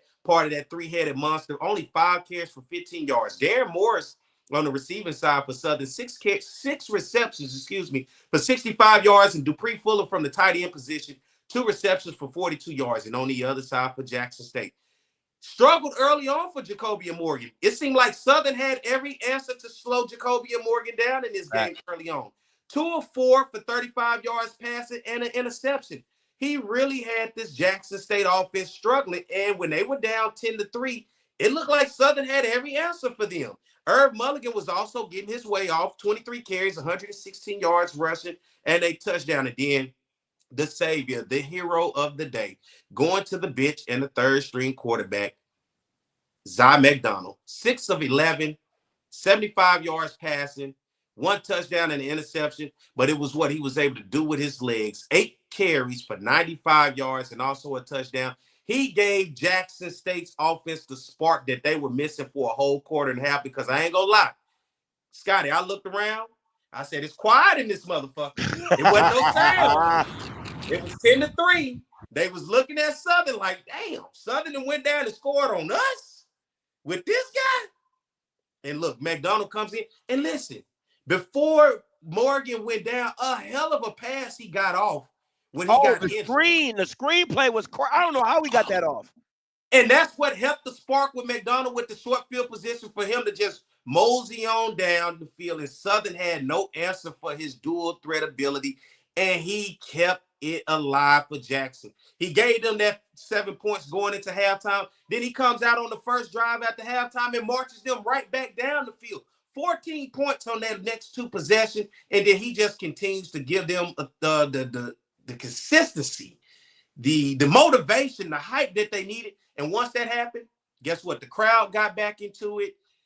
And Southern still, one thing I will give Southern's defense in this ball game, they applied the pressure to every quarterback. Jackson played 3 quarterbacks in this game. It just was not enough. Jackson had the momentum. Southern never seemed to gain it back. And Southern with the costly turnover, Scotty. You get an interception. And then let me ask you this. I was still questioning Jackson State's play calling because Jackson State was still throwing the ball in the 4th quarter. And I'm like, why aren't you running the ball? You throw a deep interception. Horatio Johnson gets it. And you give Southern another opportunity, still 27-13. Southern muffs a punt. Southern fumbles. And you know why when I left? A lot of, you're going to say, hey, how you feel? I felt like Southern gave that game away because Jackson gave them every opportunity to get back in it, even with it being 27-13. I agree. Jackson State gave Southern every opportunity, and Southern did everything to squander it away, even giving it to where Jackson had short field position and then put the finishing touching on with that. Southern still couldn't even get into the end zone with Noah Biden throwing an interception on that last possession. Southern just didn't seem like they wanted. The motivation was there. Jackson pulled the air out of them. And shout out to the hero of the day. McDonald was the hero. And then McDaniel, how about both number 3s, right? Both number 3s winning offensive and defensive MVP of the game. And to sit back and watch them get it, hey, shout out to Jackson State. They were the best team, and they took the full advantage of all the miscues Southern gave them in this ball game. Let me ask you a question. What was your thoughts on you're up 10-3. Jacobian Morgan just throws you the interception. You're at midfield. It was 4th and 3. Do you punt it or you go for it?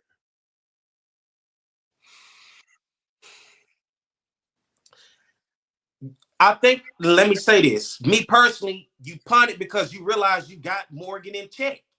He's not looking comfortable. He's looking rattled. I mean, it looked like you still keeping yourself in position to keep him rattled.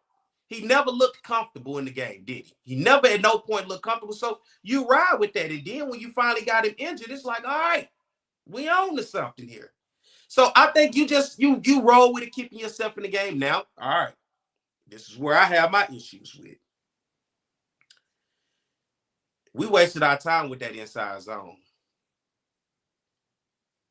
We wasted too many possessions. Just, you cannot run up the gut to that brick wall.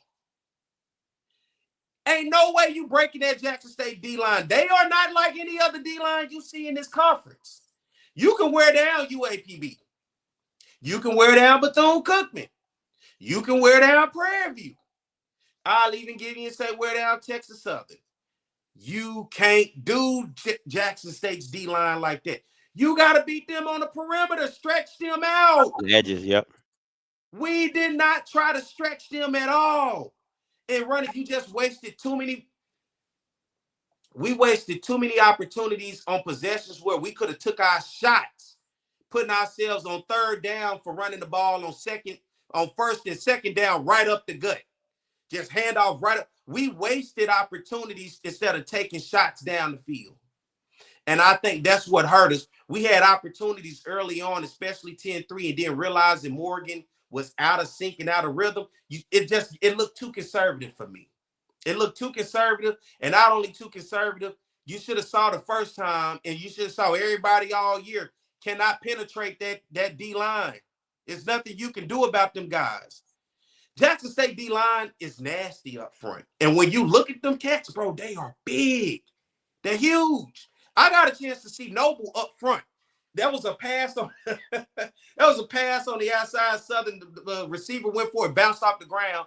I'm saying it's complete. Noble ran right up to me and was like, hell no, it was incomplete. I said, oh, whoa, big fella. It was incomplete. I still was talking shit, but I'm like, whoa, big fella, because now I get to be up on you. That's a big ass guy.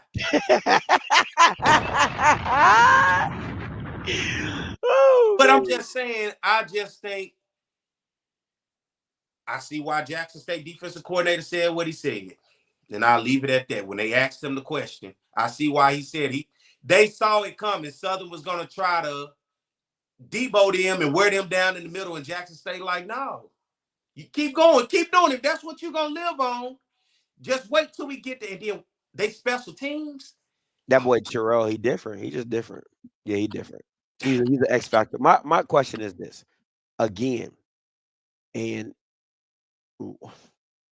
this is the part, because I want to just keep it a buck. I didn't think there was anything that Jackson did that was very like, oh wow. Like I never got that throughout the game. Like it was never a time. I think what they do, they just do very well, right? Like when they call their stuff, but my issue is the lack of creativity from Fredericks. And Prairie View fans have said it all the time at Prairie View. They've said it. And to me, I didn't understand two things. How you do not get Fuller involved quicker in the game after you saw he broke the long run and they were going man. You didn't get Whitfield, Chandler involved at all. You didn't get Kendrick Grimes on the edge at all. Like the people that are explosive enough to be on the edge, you didn't get them involved in the edge. And again, my problem with a lot of SWAC stuff is you will allow this bum-ass coach to come back next year and do the same dumb stuff. And to be honest, what gave us that spark was busted plays with T-Set just running, scrambling. So then you take him out and put Noah in, who is not a mobile guy, against a team that is a full pressure team. It doesn't make sense. And they put the pressure on Noah once he got in the motherfucker. I mean, he was out there just trying to sling guys. I mean, did you see him? I mean, literally, they was on his back at that point. I mean, it's a championship, man. And when you got Jackson State, you got to punch them in the mouth. And when you 10-3, and it was quiet, Scotty. It was legit quiet in the vet. Jackson State fans. And Pete, that's why I said that 4th and 3 at midfield, I'm playing with house money. I'm not supposed to be in this position. Let's keep it a buck. I'm not. Nobody would have thought I would be up 10-3 and they look as bad as they did. You go up 13-3, 17-3. It's a different game. And again, this is what I've been telling people all year. A lot of teams get up on Jackson in the first half. And then, because you got to deal with that. If you can knock out that surge, you're usually good. But Jackson has done, as the year has gone more and more, they've gotten more and more comfortable in the second half of games. So if you go into a game 0-0 or 17-17 or 10-10 or 12, whatever it could be, they're going to be like, oh, it's 0-0. Let's do it. We good. We haven't even played our best game and we're tied. So to me, you cannot play conservative in a championship game, and Coach Cole said it. I got to shoot all my bullets. If I'm going to go down, I'm going to go down. You can be like, hey, listen, I gave it everything I got and I tried. And if I go up, you know what? I start to make them try to get away from Irv Mulligan. They got to press. They got to do things that they're not comfortable doing. Throwing the ball more, trying to get back in the game, right? So, again, I'll say this, and I'm going to keep saying this. The only thing that I will give TC Taylor in this game is that he stuck with Zy McDonald after halftime. But other than that, it was a straight accident that he went with Zy McDonald. It really was, because if he keeps the game with Jacoby and Morgan, this is a different game, because Kelby Givens had that kid's number 11, and Kelby, they had Jacoby and Morgan on straight straps. It was game over. But again, when you add Zy, your linebacker play has not been the best. It just has not. They overrun stuff. They don't read it well, and it is what it is. Now, the real question of TC Taylor is, who do you play in the Celebration Bowl? Because I'm going to say it again. No matter how much you saw or how much you like from Zy McDonald, TC Taylor did not ask that kid to do a lot. It was either QB power or a one-read throw. It was either a hitch, a slant, or drag. It wasn't nothing complicated, but we're just better at doing what we do. So the real question is going to the Celebration Bowl, who do you roll with? Now, Coach Cole said you go with the guy who got you there, which is Jacoby and Morgan. That's fair. And then, if you go with Zy McDonald, but I think it always has a benefit. It could be a Tua Tagovailoa situation to where you give Jacoby and Morgan the first half. If it doesn't go your way, you got Zy McDonald just sitting in the wings ready to go. So.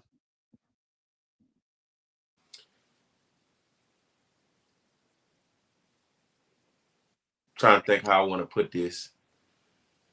So I made a status on Facebook, and I said I need to find Southern a quarterback for next year.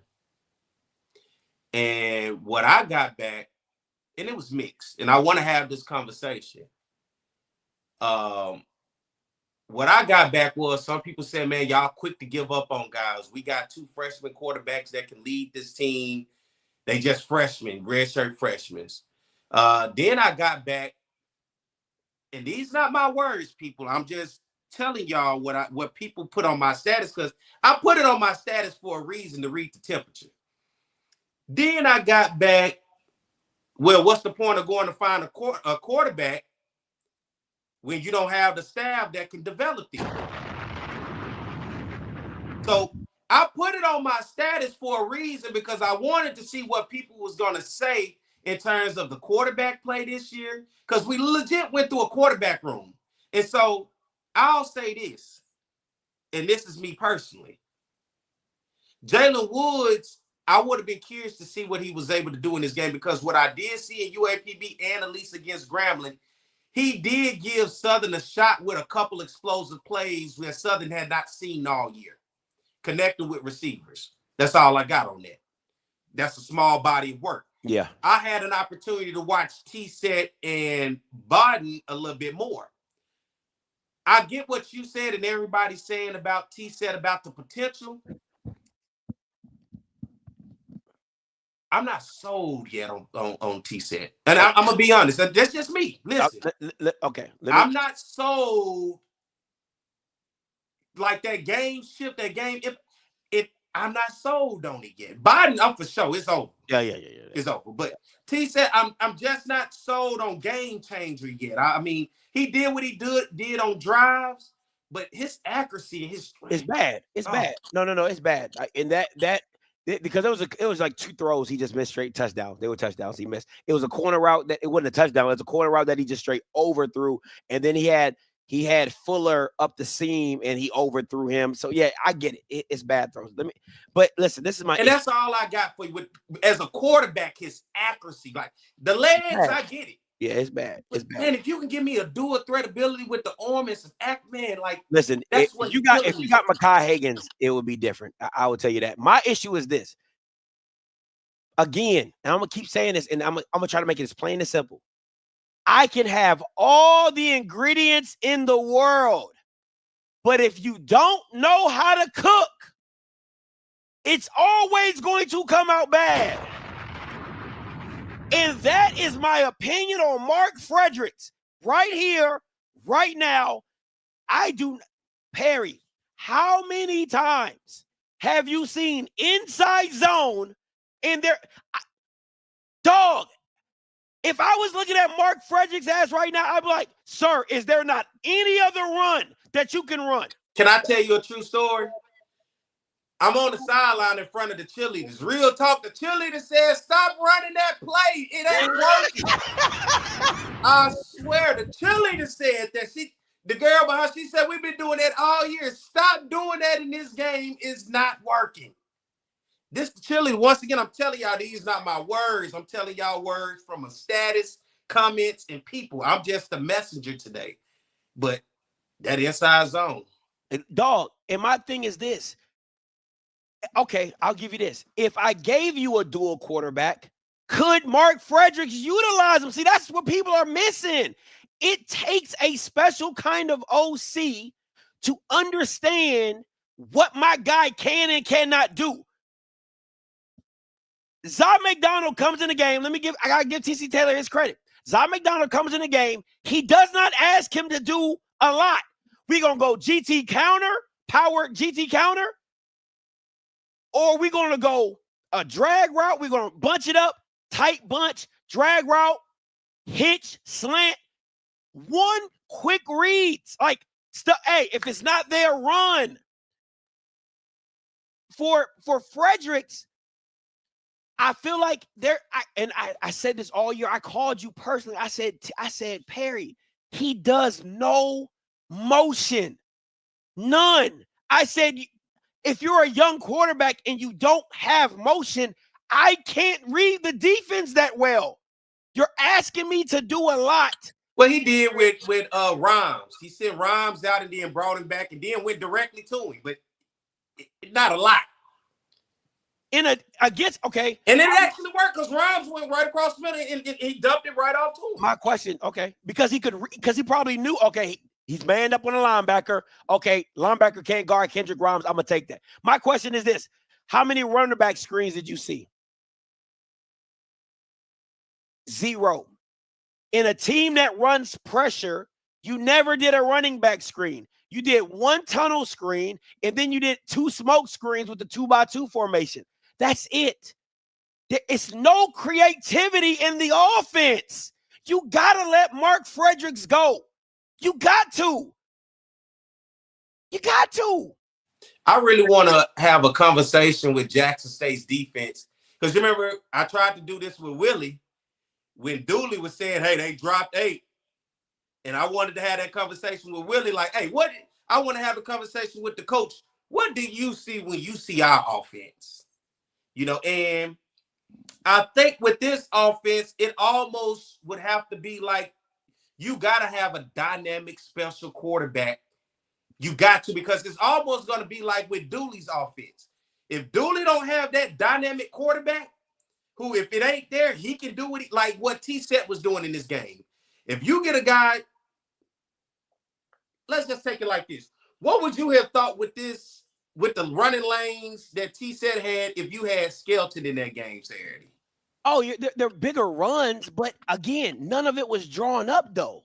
That's what I'm saying. Like, just take off. Like, you got to have that type of guy that athlete who can improv and make something happen. Because you don't have a guy who can scheme it up. That's the whole reason why you got to get a guy who can run because, again, Jeremy Musa ran like a turtle going backwards up a hill. And Willie schemed it up accordingly to get people open. So I'm saying it to you to say, again, your offensive coordinator is not helping out his young quarterback because he does not know how to scheme up a defense. He does not. And I'm going to be honest, Kendrick Rhymes saves you because of his cutting ability. He will stop. He will see the backside, jump cut, and go. And because your offensive line isn't moving anybody, they don't move anybody. They just catch them and they turn them a little bit, and Kendrick Rhymes tries to get going. And if you're going to win a championship, like now, listen, you can get by, and that's what Southern has done, gotten by. But now, and look, we exceeded expectations. I will say that first and foremost, all right? We exceeded expectations. I'm not making an excuse for a loss. A loss is a loss, and especially the way that we did. We exceeded expectations, but once again, 13 points on the board. A low score on top of, if you're going to win a SWAC championship and you're talking about going to win a Black College National Championship, you got to have a high-powered offense. If that wasn't the case, Eddie Robinson would have been in the Celebration Bowl. You know what's stopping him from the Celebration Bowl? Literally no offense. Yeah, no offense, no quarterback. Yeah. You got to have that. You got to scheme it up. That is literally what's Eddie Robinson got a team that could go to the Celebration Bowl. Real talk. But if you ain't got no offense and that quarterback play is what it is, and I get it, people saying, you know, gotta let the quarterbacks roll. Listen, if the quarterback can't make the throw, he just can't make the throw. What more do I need to see? It's been a whole season of all three quarterbacks. I don't know what more do you want me. And I'm watching it, and I don't have frustration. It's just I got two eyes, man. You can't piss on me and tell me it's raining, man. I got two eyes. I watch enough football. I'm around it enough to know. When I see it, I see it. When the guy got it, he got it. T-Set got it with his leg. He got the athletic ability. He got to get the accuracy. I don't see that going to be able to carry us over if he cannot make the throws. He got to make the throws. And if you wanted me to believe in that, Saturday would have been the perfect time, Scotty, for me to see him make the throws along with his legs. If he make those throws with his legs, we got a different story, right? You do. The corner routes, a lot of those throws. Yeah, I give you the one in the pocket where he overthrew the seam route. Absolutely. And so, I mean, I'm not going to put it all on Fred because, I mean, Fredericks did dial up some shit that he looked for his quarterback to make the play. You're right. You're right. You're right. You know, I mean, we can get on Coach Frederick about the inside zone, but at the end of the day, he was dialing up some plays for the receivers. It was just T-Set wasn't making the plays, and then Noah gets in, and it's like shit.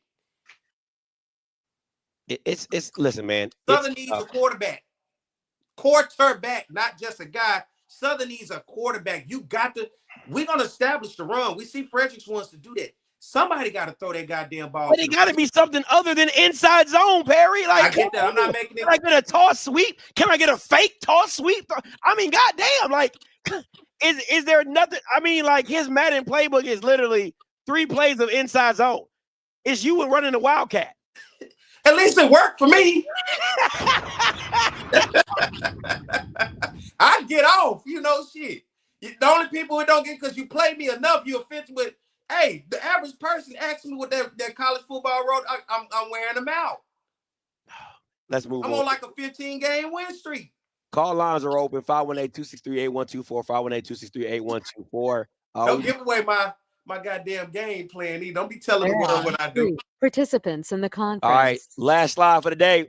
Need your opinion on the game of the week. Give me your pick. Give me your synopsis. Give me your pick and give me a score. All right, I like this matchup. South Carolina State, TC Taylor, year 2. How about young coaches at programs? Not young coaching careers, but young coaching at their programs. TC Taylor in year 2 at Jackson State. Had everybody, including yourself, looking at year 1. Hey, I Thought you was going to do this. And in year 2, guess what he did? He did it. Yeah. Went undefeated in SWAC play, won the SWAC championship, won coach of the year, has the offensive player of the year, has the return guy of the year. And Jackson State, with their defense, one of the best in the nation, looks damn good right now. They have not lost a game since September. We're in December. They are rolling. On the other side, Chennis Berry, year 1, takes over for the legend and the Hall of Famer who's going into the Hall of Fame this week, Coach Buddy Pugh at South Carolina State. He comes in from Benedict after doing something nobody has never did there, and that's win, and comes to South Carolina State. And what we were asking was, we knew what the offensive line was going to be at South Carolina State if Coach Chennis Berry is there, right? Offensive line is his specialty. We knew South Carolina State always hung their hat on what, Scotty? Defense. No doubt about it. You talking about producing guys to go to the league? Look no further than South Carolina State's defense on the HBCU level. What has always been hurting South Carolina State? Offense. And what does he do? Goes in with Caden Hyde, Eric Phoenix, and even Stubblefield at the backup position is still a pretty good damn football player. And he begins to reel off wins and has them in a situation. They haven't lost in a long time as well. Undefeated in conference play, and that's what I like about this. This is 2 teams who didn't lose conference play. MEAC champ, SWAC champ.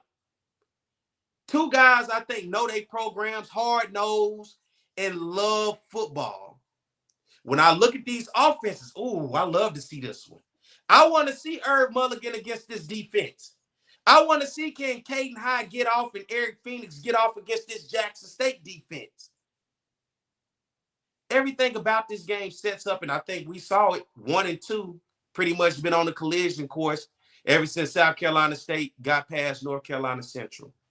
This game has so many moments that I'm excited to see that I cannot wait till the game is played, because I really want to see what Jackson State's offense is going to look like against South Carolina State's defense. I want to see, can Herb Mulligan get off to this team? Because I saw when they go back and look at what Jamari Taylor was able to do against South Carolina State's defense. And on the other side, Eric Phoenix, Caden Hyde. What is that Jackson State D-line and that pressure they're going to put on Eric Phoenix? What is that going to look like? But you know what I like? The fact that T-Set was able to get off and scramble and extend plays. I like Eric Phoenix's chances if that's the case. And the fact that his accuracy, T-Set wish he could. Eric Phoenix is a quarterback. A damn good quarterback at that. Everything about this game, and then special teams, I think Caden Hyde can return a kick too. Along with Travis Terrell. Man, this is just 2 teams that match up very well, if you ask me, looking at both sides. 2 coaches who can coach very well. Everything about this, I think, is going to be great. I don't even know if this is going to be high scoring or low scoring, Scotty. I'm just sitting back ready to look. And for me,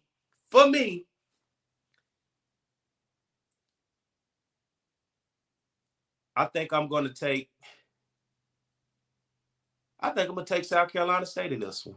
I think I'm going to roll with Chennis Berry and South Carolina State. I don't know what's going to happen at the quarterback play for Jackson State. I just don't know what that's going to look like currently moving forward. But for me, I don't think you're going to be able to do what you did against the SWAC all year against South Carolina State. Give me a score.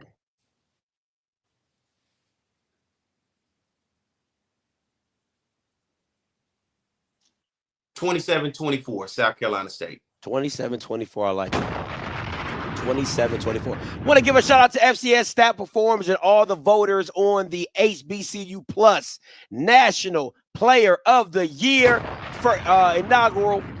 Eric Phoenix wins the award. I mean, a hell of a season. 20 pass touchdowns, 2 rushing touchdowns, 2,400 passing yards, passing completion, 77 rushing attempts. I mean, just an absolute stud, absolute monster of a year. Shout out to you, Eric Phoenix, and the South Carolina State Bulldogs. Now, listen, I 100% agree with you, P. I think this is a very, very, very well-matched team. And this is what I will say.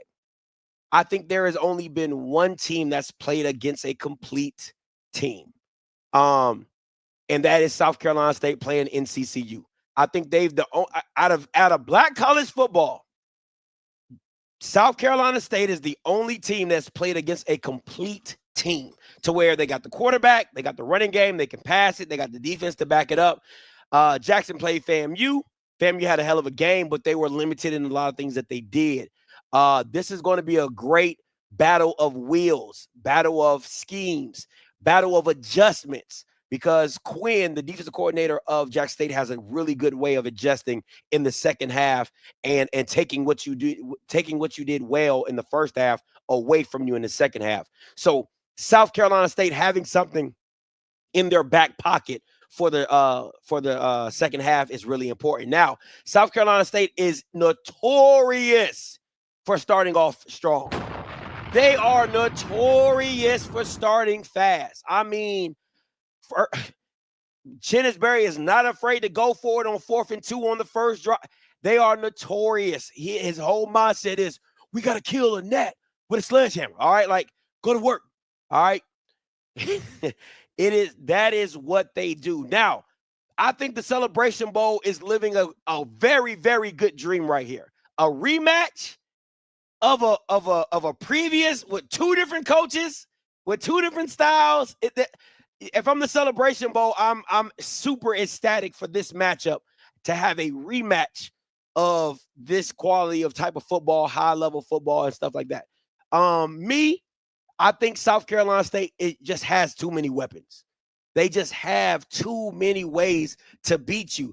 I know people say Jackson State can impact the game in multiple ways, but so can South Carolina State. I just think they have better players to do so. So my score has been the same once I knew this game. I got it 31-17 South Carolina State.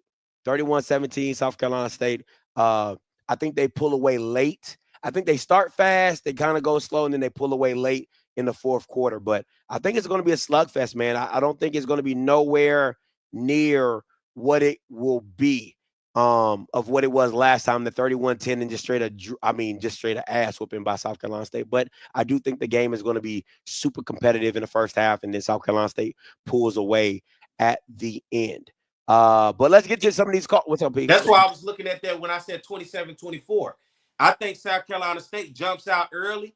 Jackson State do what they do in the second half, and it's going to come down to the wire. We're going to get a ball game in the second half, and it's going to come down to a field goal for South Carolina State. I just think they're going to jump out like what you said early, but Jackson State going to do what they do. That second half football is going to wake up, and that whole Mercedes-Benz is going to get excited. You're going to get all the energy, and it's going to turn into a hell of a football game to watch. And it's going to come down to the wire. I think South Carolina State win this thing off a field goal. I think the thing for me is I think South Carolina State is built just like Alabama State, and they're built for the trenches. And I don't expect Irv and Zy McDonald and those running backs to get off like they have been throughout the season.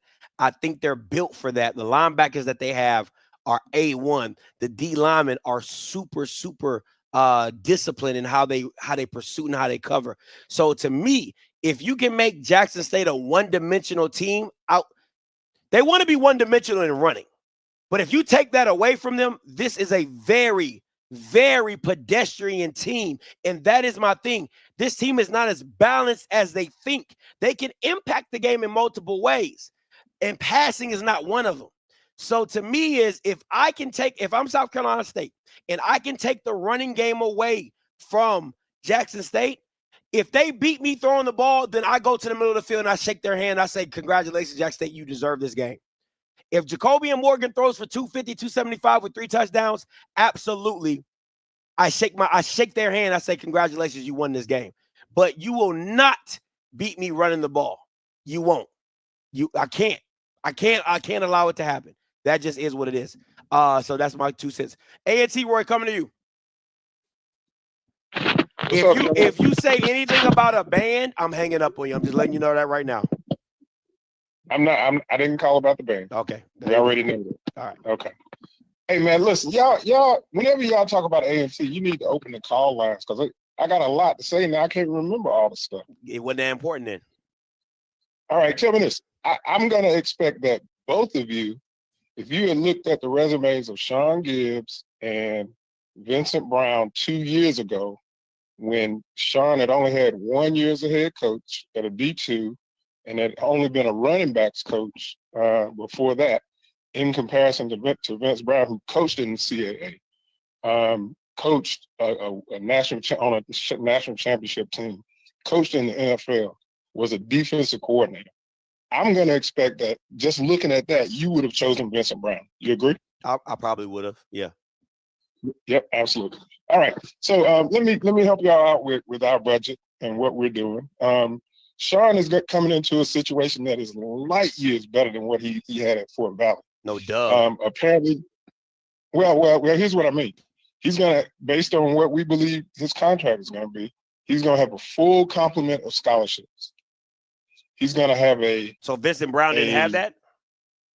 Oh yeah. And he lost, right? And he did. I still think we should have given him more time, but hey, it is what it is. So Sean only apparently had like 18 scholarships. So they were always trying to figure out how they were gonna pay players, get players in and get them enough money. He ain't gonna have to spend his time on that when he comes to A&T. Our budget in 2019 was a little under 16 million. We're up to 18 million now, trying to get up to 21 million or 22 million to get into the top half of the CAA. Of course, we're making facilities changes. And I'm saying all that to say that Perry is absolutely right. Our goal is to win the FCS national championship. Now, how long it takes, that's a whole different story. But that is our goal. We're not playing around like what I think most Black schools did before the Celebration Bowl, just being comfortable and okay with winning their conference and not really thinking past that. And, of course, once we went into the playoffs, we would lose most of the time. So we're doing things to get to that national championship. And frankly, we're not playing around. I talked to our chancellor the other day, Saturday, and he intimated that same thing, not about football, but that we are trying to win at everything we do. Okay, so if you lose, then what? Oh, what do you mean if we lose? What do you mean? I mean, it's a very high possibility that you will lose and lose a lot. Very high possibility in football. Well, okay. Yeah. I'm saying over time. I ain't saying it's going to happen immediately, but that is what we're looking to do. Okay. Well, I'll be praying for you. I'll be praying for NCAT, and hopefully y'all can beat the Blacks this year. Hey, man. Oh, yeah. Let me say that, too. That's another thing. So I saw somebody say our goal, and they basically were saying the Blacks, right? Homecoming, North Carolina Central, and they said the Blacks. And that's foundational. We want more than that. And frankly, even coming up this year. So that's things are. But that's what you said though. You was like that. But that's what you said though. You was like, we gonna beat the Blacks. I mean, that's what you said when you started the whole season. You called in and I said you weren't gonna win 3 games, and you said no, we're gonna beat the Blacks, and then you didn't beat the Blacks. So I don't think that's foundational. I think you might want to slow your roll there too. Just saying. Well, that's what I was really saying there was foundational. We're gonna beat the Blacks. Oh. And guess what? I'm saying it again for next year. Okay, well, I'm gonna say it every year. All right. So yeah, and y'all need to pay me for use of my term, Scotty. It's $5 per. So I should pay you for a term that you can't even use because you can't even beat them? What sense does that make? No. I ain't talking about winning the games. I'm talking about the use of the term. Every time you use the Blacks, and anybody on your chat, tell them that too. They can hear me. Y'all need to send me my money, $5 per use. Well, when you trademark it, let me know. All right, next up, KP coming to you. Wow, what's up, baby? What's going on with it, baby? What's up, KP? Talk to us. Hey, what's up, baby? What's up with it, baby? What's going on with it? What's down? Can't call it. Shit, nothing, man. Licking my wounds. That's what's happening. Look, let me run it real quick, man. Look, this is what I want y'all to help me unpack. Graves, 25 years in this conference. If I'm 25 years on any sector, job, I'm pretty much a godfather. I'm good at this position, correct? True or false? And more likely. True. He been in this conference 25 years, and you should be killing it with talent and knowing how to assess talent. I watched the Bayou Classic. I went to Pine Bluff. I went to homecoming. Nobody on SU offense scares me. Nobody. You have no James Vernon. You have no Willie Quinn. You have no player that you can throw the ball to, may make one cut and they gone. Nobody on that roster. That's a problem. You have to have talent, man. And you've been in this conference and you've been a coach. You have to know how to assess talent, man. That's the foundation. That O-line should not, as a 25-year plus person coach, that O-line shouldn't be looking that bad, man. That's on coaching. You have to get your ass out on these recruiting trails and you have to make relationship with these high school schools, know what they need. Well, you know you can't get the players that's going to LSU D1, but get the players that's going to these Southeasterns, these ULLs. Bring them back home. Man, you letting these young coaches come in that ain't even have that much experience, more experience than you, out recruit you. Jackson State got talent all across the board. You know, speed. Southern ain't got no speed on offense that can just fly out and just go. You know, that's frustrating. And I'm being real. I'm a Southern Knight till I die. 7-1 I'll ain't say what we this. are. We not a 7-1 team. I'll We say more this. like a 3-4 through 2-5. PV we lost. Texas Southern we lost. Bethune-Cookman, we shouldn't even been in no 5-time up. That's talent, man. Your offense from game 1 to game to SWAC championship been terrible. That's indication that the OC don't know how to put points on the board. You're not excelling at your job, bro. You know what I'm saying? Like, you have to understand where your weaknesses are. And the offensive line, if you can't put points, man, you're not gonna win in this league. And that's my whole pushback, you know, about this program. This man, you 25 years, man, you have to have some type of talent on this roster. You know what I'm saying? Like, I KP. just feel like Braves, man, KP. bro, like, man, it's KP. frustrating, man. I don't even know how we assess this season. You know, KP, I can you see hear me? 4 losses. Go ahead. So I'll say this. It was year 1, though. We exceeded expectation. And I'll say this. Let's look at this. We struggled with this offense for the past 2 years with Dooley. I think what we did was we made the best of what we have. Coach Graves came in, did it his way.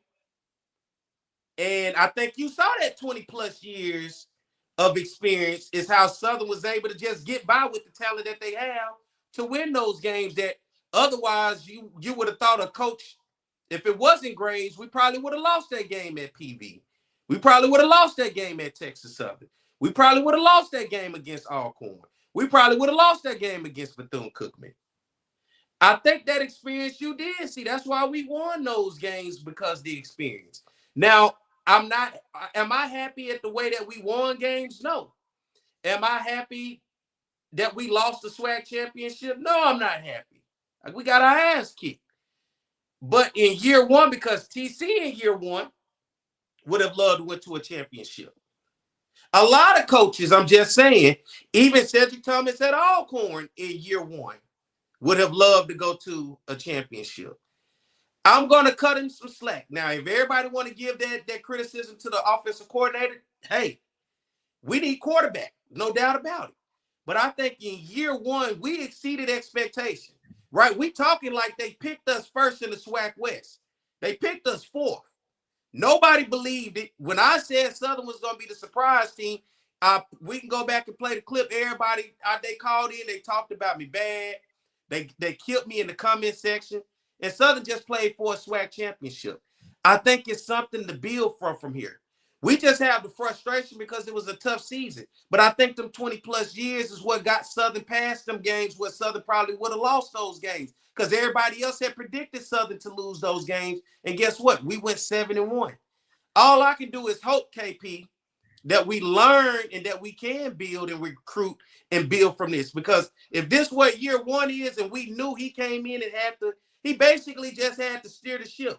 We was driving the car with no power steering fluid, trying to turn the corner.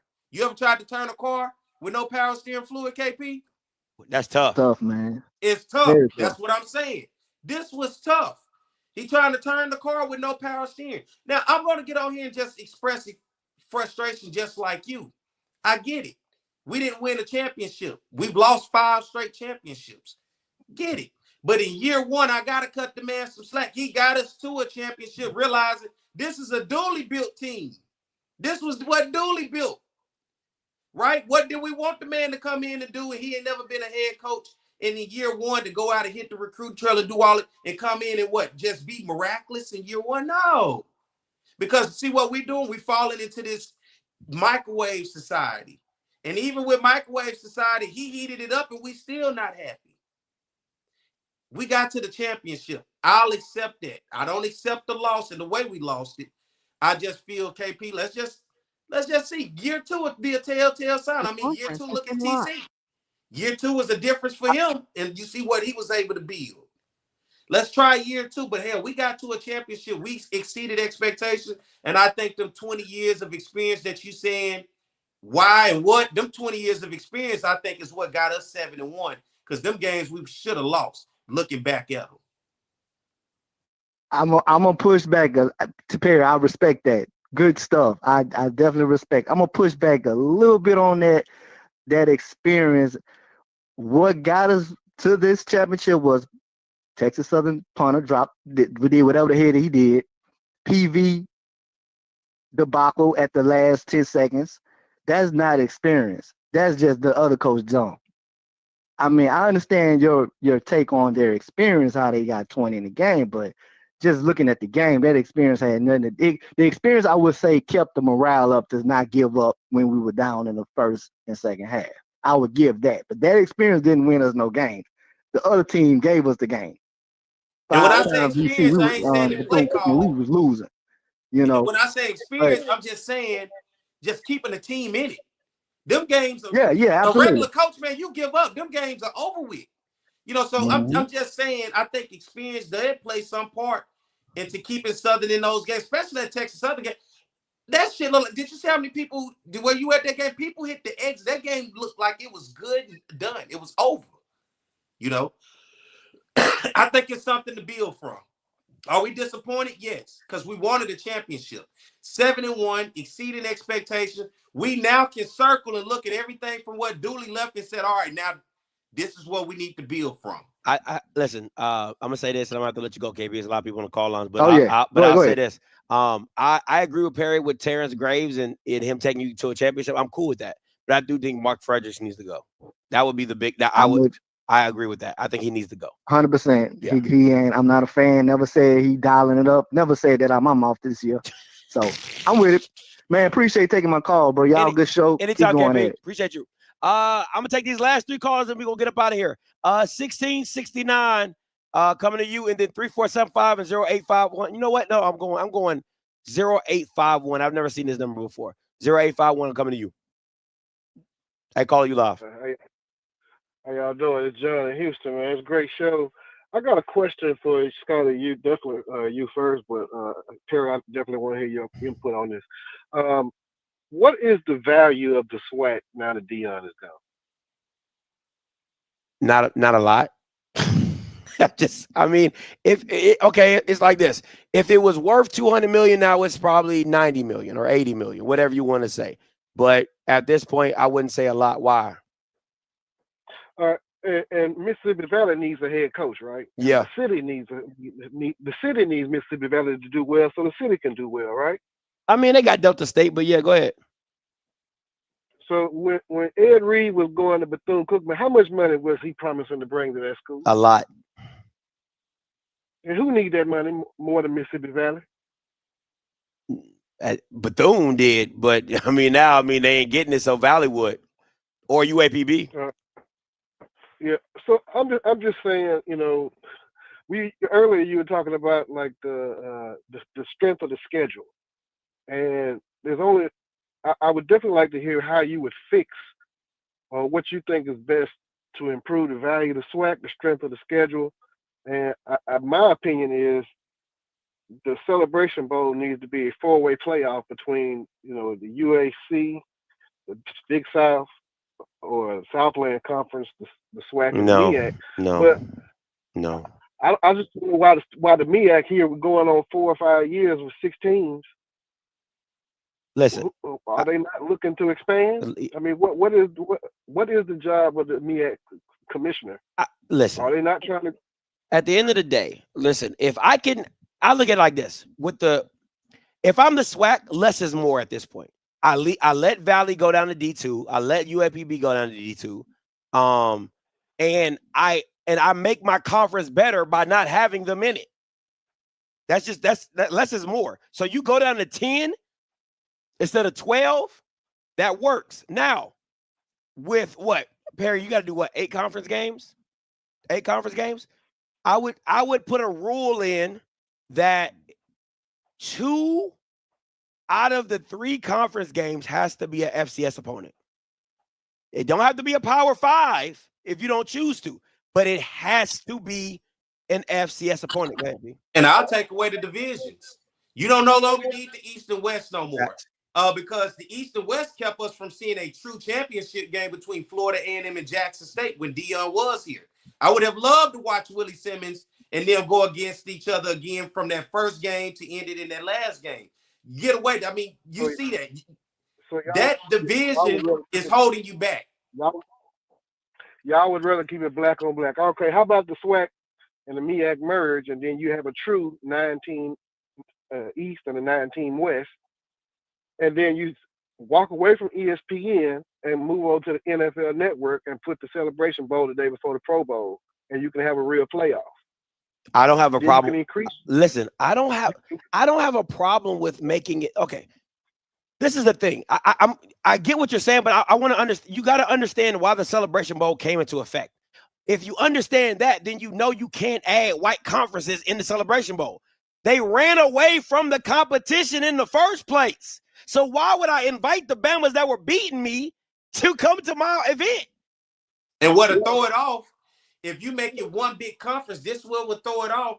You're basically saying the Celebration Bowl is going to be the conference championship. I don't know, will that make it ain't a Celebration Bowl no more? Well, I look at it as like if you do it, you would go back to divisions because you would still have the splits. But if you worked it, you could have a conference champion and then have a 4-team playoff to go to the Celebration Bowl. So you can be the mega conference champion and then still work your way to the Celebration Bowl.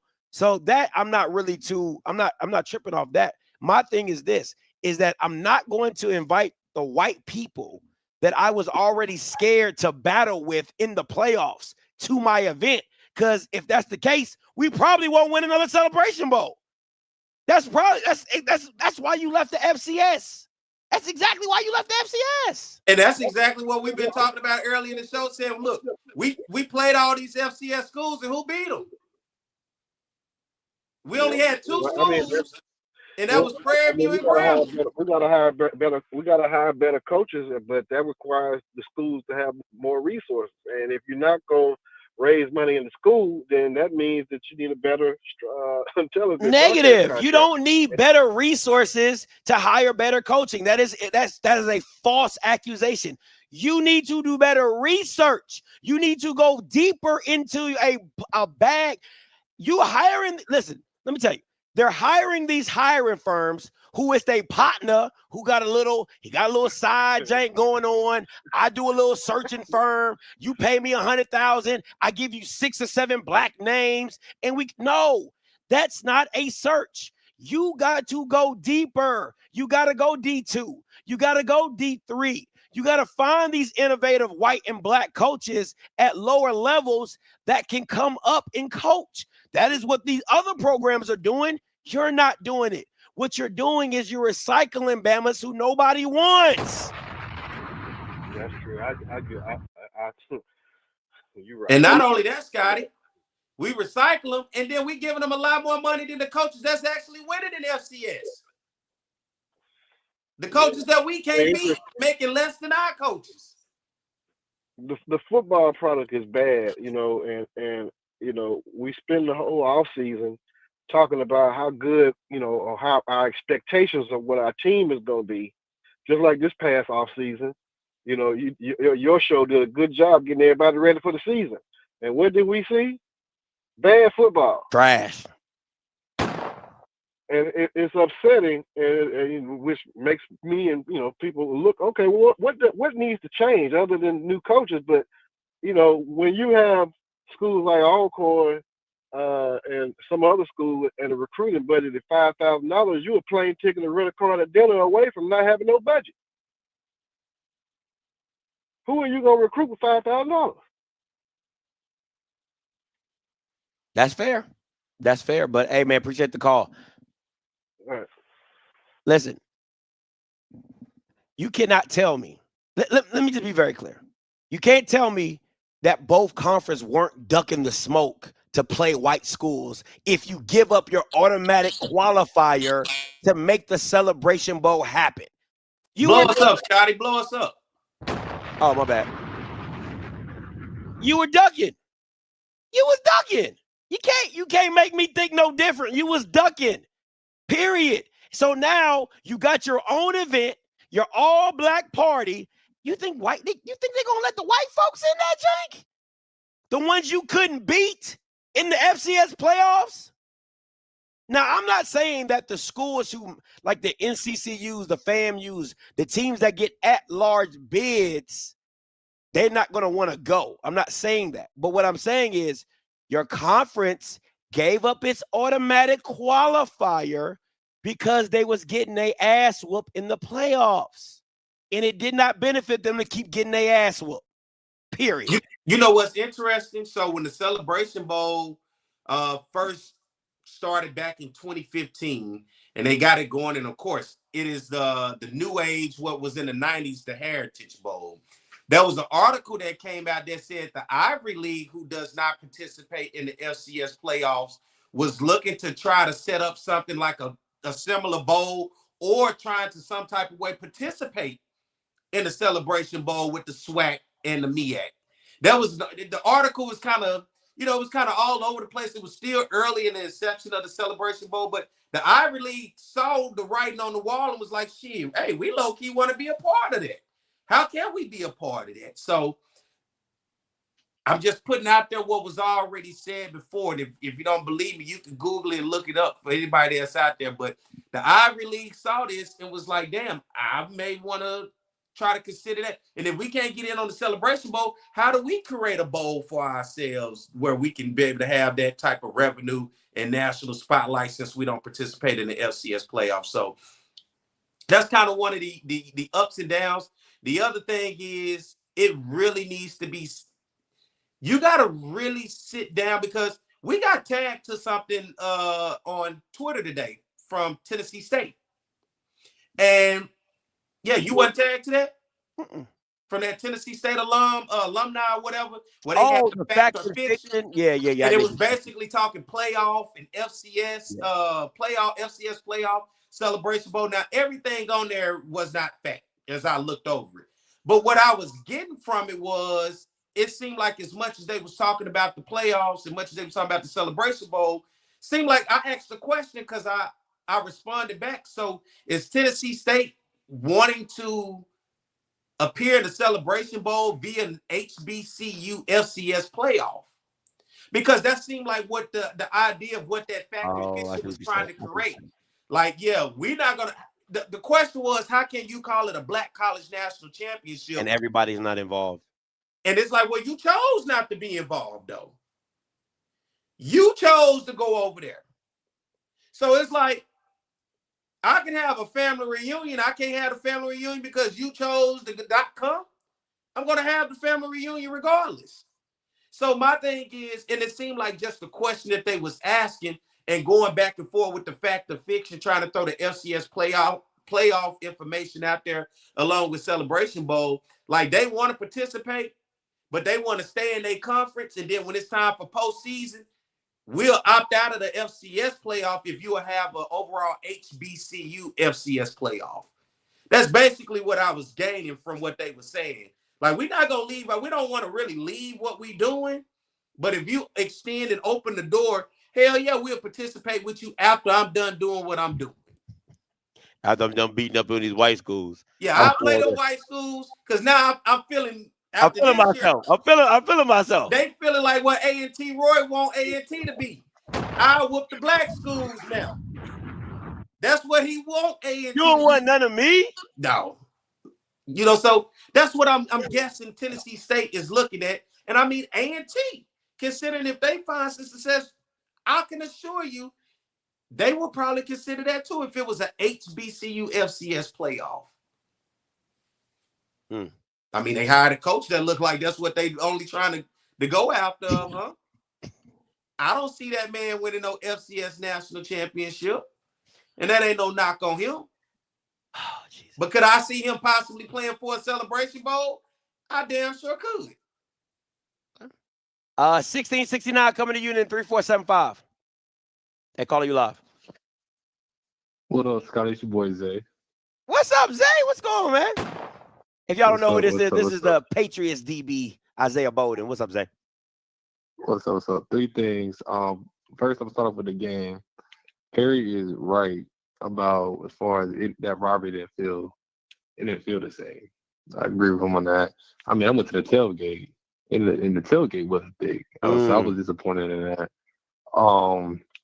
But I will say the fans were more into the game than they were beforehand. You know, we were more loud, playing some yelling defense, stuff like that. I'm gonna tell you a little quick story about Perry at the game. Southern, y'all should blame Perry the reason why y'all lost. You know, Perry was talking this shit on the sideline and everything, and he started moving around. And once he got to moving, bad things happened. And Perry knows what I'm talking about. We talked about this. Wrong right there. He ain't lying. I fucked around and went on the Jackson State side, and it seemed like all the momentum went straight. I didn't want to tell nobody there, but thank you, Isaiah.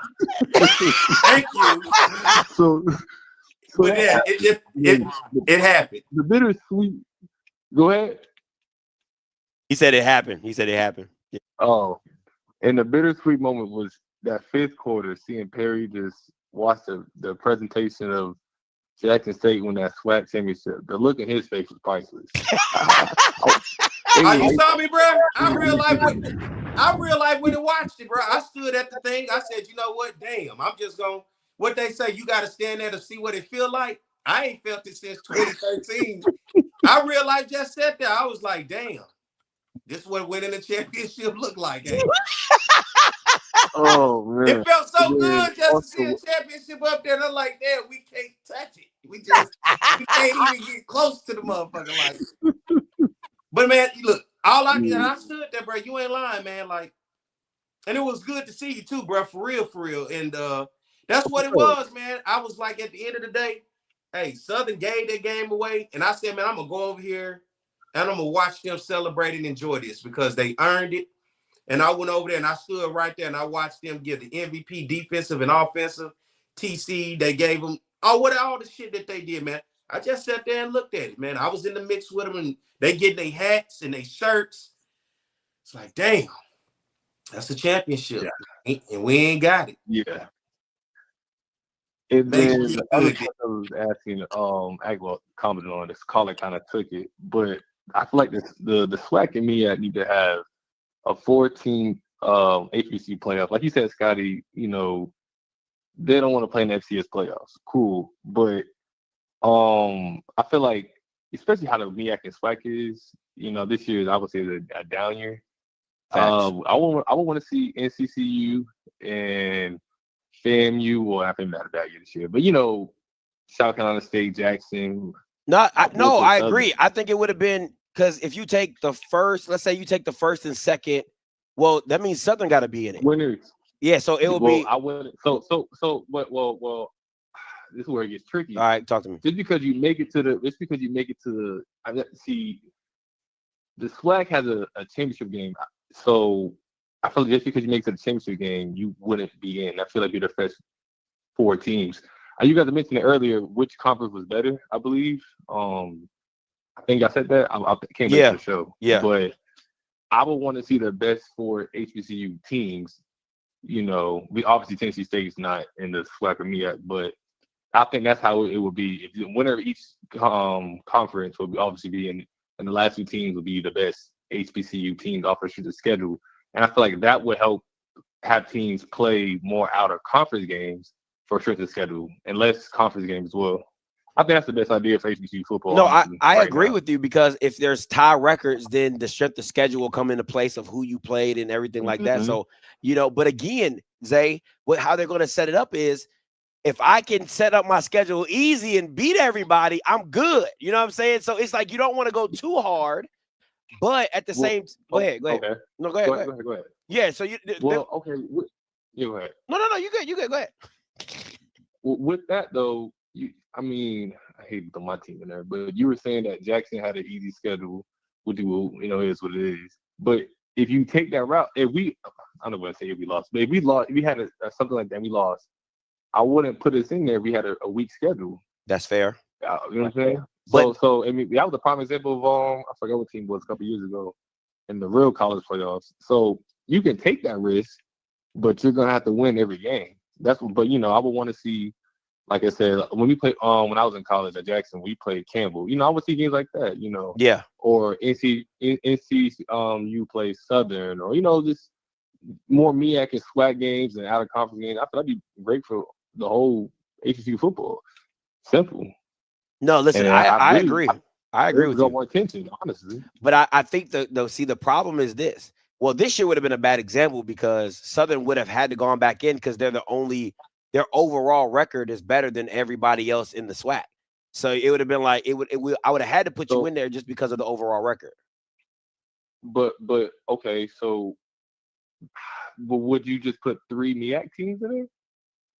No, because the standings. We're talking about a playoff system. Yeah, he's talking about a playoff system. Can I be far-fetched right here? Can I be outside the box right quick? So what if we did a playoff and it wasn't necessarily home and home, but what if we did it kind of like what the playoffs when it was 4 teams, where we do it with the old school classics? So like if you did, once we got to the playoffs, we did, well, you don't want to be in Chicago in December playing no fucking football, but you can go to Indianapolis, the Circle City Classic. Okay. You can take it to Detroit. I wouldn't do that. Huh? I wouldn't do that. I'm just being far-fetched. Like, yeah, because I just think that's a lot of traveling, because you got to go to Atlanta, and then you want people to go to the games. It would have to me, it would have to be a situation where it's a home game. Yeah, it's a home game. I can't force the people to support us. No, man. Listen, and it's around Christmas. It's December, baby. I can't be doing all that traveling. You know what I'm saying? It's true. Now you're taking presents away from my kids. I'm just trying something, throwing and hoping to stick. My bad. So this is how it works. Zay, I'm looking at the MEAC standings. 9-2 South Carolina State, 8-3 NC Central, and 6-6 Morgan State. So NC Central is automatically in. There's no way Morgan makes it because of the 6-6. And then you start taking you'll take 2 teams from the SWAC, which would be Jackson and Southern. If it's a 4-team playoff, that's just how. What about Hampton and Tennessee State? He said they're not. He said they're not in the MEAC or SWAC. They won't be. Yeah. So, but one thing. Okay, so who do you think is better, Morgan State or Southern? That's what I'm saying. State. Like, I would want the best 4 teams. So if you're doing it like that, then you need a committee. That's the only way that. That's the only way that works. Yeah. Right. So okay, I should have said it earlier. I wanted like an HBCU committee. That's what I was basically saying. I wouldn't say the winner or loser. You know what I'm saying? Stuff like that. So I would want to see the best 4 teams. Because like you said the SWAC had a down year. Even though MEAC, I can't say they had a bad year because they only have 4 teams or 5. I don't know how many. So they don't have a lot of teams. So roll with me here. Let's play this game. This is how I see it, and maybe I might be a little too much. I think it needs to be a 16 playoff, and this is why I say that is that the MEAC champion and the SWAC champion get a bye, right? And then you take NC Central, you'll take Morgan State, you'll take FAM, you'll take Alabama, and you'll take that's 2, 4. Oh, that's 6. That's 6. Isn't that 6? Is that 6? Yeah, that's 6. Yeah. Okay. Yeah. Hold I mean, on. that's better. Yeah. Go ahead, Barry. What'd you say? No conference championship. Your champions, whoever got the best record, get the bye. Then you let the next two best teams in whether the SWAC or the MEAC interplay each other. Right? And then whoever wins that then takes on that team who got the bye. Yeah. The champion. So, all right, if it's 3 teams, you're going to take the all right, but you got a committee. The 3 best teams don't necessarily have to be particularly from one conference. Because what if it fuck around and be top heavy like they said the SEC was going to be in? That's just how, but that's what the committee's for. The committee is there to say, hey, we're looking at the schedules and we're thinking that, hey, Morgan State played a tougher schedule than Alabama A&M, even though they got a better record. We'll put Morgan State over Alabama A&M. So it goes back to Zay's point that you have to play good competition, because if you don't get in with the best record, you know what I'm saying, then everything else is up to subjection. Mm-hmm. Does that tougher schedule have to be HBCU teams particularly? Or do I have to? It should be HBCU teams, other FCS teams. You know, it'll eliminate those, I hate to say it, those cupcake games. You can play Edward Waters and small team like that. It will eliminate those games. I'm mad at that. I'm not mad at that. So a 16 playoff. The top records get the bye. So they're your SWAC champion, they're your MEAC champion. No championship games because that draws out the season. That goes to what it is, right? You get the bye week. I mean, that team gets the bye week. So then you will have FAM in Southern, and then you will have NCCU and Morgan. They will interplay each other. The top team gets the home game. And then that next round, they get the home game because they're the SWAC champions, right? And then now this is the part that's the kicker. If you interlock play, let's say Morgan plays FAM and Southern plays NCCU. What if Southern beats? What if both SWAC teams win? So do you just? That's just how it goes. Okay, you let it roll. Okay, I just it played itself out, literally. You gotta let it play out. Yeah. And then the thing about it, you don't have the conference championship. Oh, go ahead, Perry. My bad. Go ahead. Well, I say because you can get rid of the conference championship, the outright winner. So now these playoff games basically take the place of what you was going to have for that conference championship in terms of television and exposure. Yeah. Now the question is, can it be home and home, or do you take this on the road and play it a doubleheader somewhere? Go ahead. Well, I'm just saying because I like that. I think you got to play. I think you got to play the first round as a doubleheader. I think you got to play that first round as a doubleheader. At maybe a central location. Maybe Birmingham or whatever, or maybe whatever.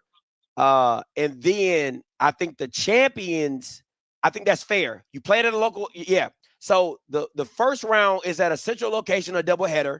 The champions of the best record, they get those as home games, so they get the gate. And then the Celebration Bowl is what the Celebration Bowl is. I like that idea. I mean, that's a doubleheader. A doubleheader would draw so many people there. I think that would that jank would be crazy. Yeah, that thing full, man. That thing would be full. From the tailgating to the band. Oh man, that's really good idea. I think we might be on to something right there. I think you might be on to something right there. Now, somebody said, when do you play this? Ugh. I mean, when do you play it? I mean, the Bayou Classic ain't gonna change. That ain't gonna change. So you gotta play the doubleheader the week of like the SWAC championship. No, because then the next week is a Celebration Bowl, right after, because it's the back. Well, now you just gonna have to say we can't be the first goddamn bowl game no more. We doing our own thing. You got to just take that. That's what they rest they had on. That's the first bowl game. I mean, it don't even have to be the first bowl game. That bowl game is still holding weight against FBS. Yeah. So you ain't got to be first no more. You can carry this out 3 weeks after the regular season and continue it. Yeah, I think you got to push the Celebration Bowl back. I would do it. I think I would do, because that's a tough, because you don't want to make it too close to Christmas, because it's just a bad look for black people. That's just a bad look for black people. It is. It is. Like you can just say whatever you want. It's just a bad look for black people. So after that playoff, then you take a break in 2 weeks or something. You do it around New Year's. Yeah, you probably got to make it a New Year's bowl. You probably got to make it a New Year's bowl. Yeah. Oh, well, we got to go to Florida. Well, oh, never mind. It's in the dome. Never mind. All right, we good. Yeah, we good. Yeah. I'm gonna try to take us south. Yeah. You'll have to. That schedule is going to be really weird on how you can fit that, or you can just do it. Or you could just do it the week after. Go ahead. No, you could just do it a week after. Like today, I think the game plays the 14th, if I'm not mistaken. So you can do it on the 21st. I mean, it's right before Christmas, and it's just a little too much, too close. It's gonna have to be after Christmas. After Christmas. Yeah. You play them games leading up to it. Now you give everybody the winners a rest. That's you ain't fair. gotta rush it. That's fair. Give you a rest. Give you a second to get it together because you just actually did a playoff system. Because think about it. If the team who was a part of those that had to play that first round win the first round and then fuck around and knock off the top seed, the champion, that's 2 straight games. Then that get him a chance to cheat. Yeah, that's good. And recoup and be full. Yeah, I like that. And if the champions just happen to win, it is what it is. They just get another break. That's just part of being the champion. Yeah. Okay. Yeah, I like that. 16 playoff. I like that. Yeah. That was it, fellas. I just had to chime in on that. I wanted to say that earlier, but the caller previously had mentioned it. Nah, appreciate the call, though, Zay, man. You got to stick it over here, man. Appreciate you, Brody. For sure. I think a New Year's celebration bowl pull that would go. I ain't gonna lie, that would go. You put the look. We got to think differently. In Atlanta. Black folks will be like, hey, we going to Atlanta for New Year's. Come on, man. We going to Atlanta for New Year's because we going to kick it at the Celebration Bowl. That Atlanta nightlife today, but you can't do that game at 12 o'clock. You got to be like 4 or 5-ish. That motherfucker got to be about 4 or 5. You can't do it. You ain't going to have nobody there after Atlanta nightlife New Year's.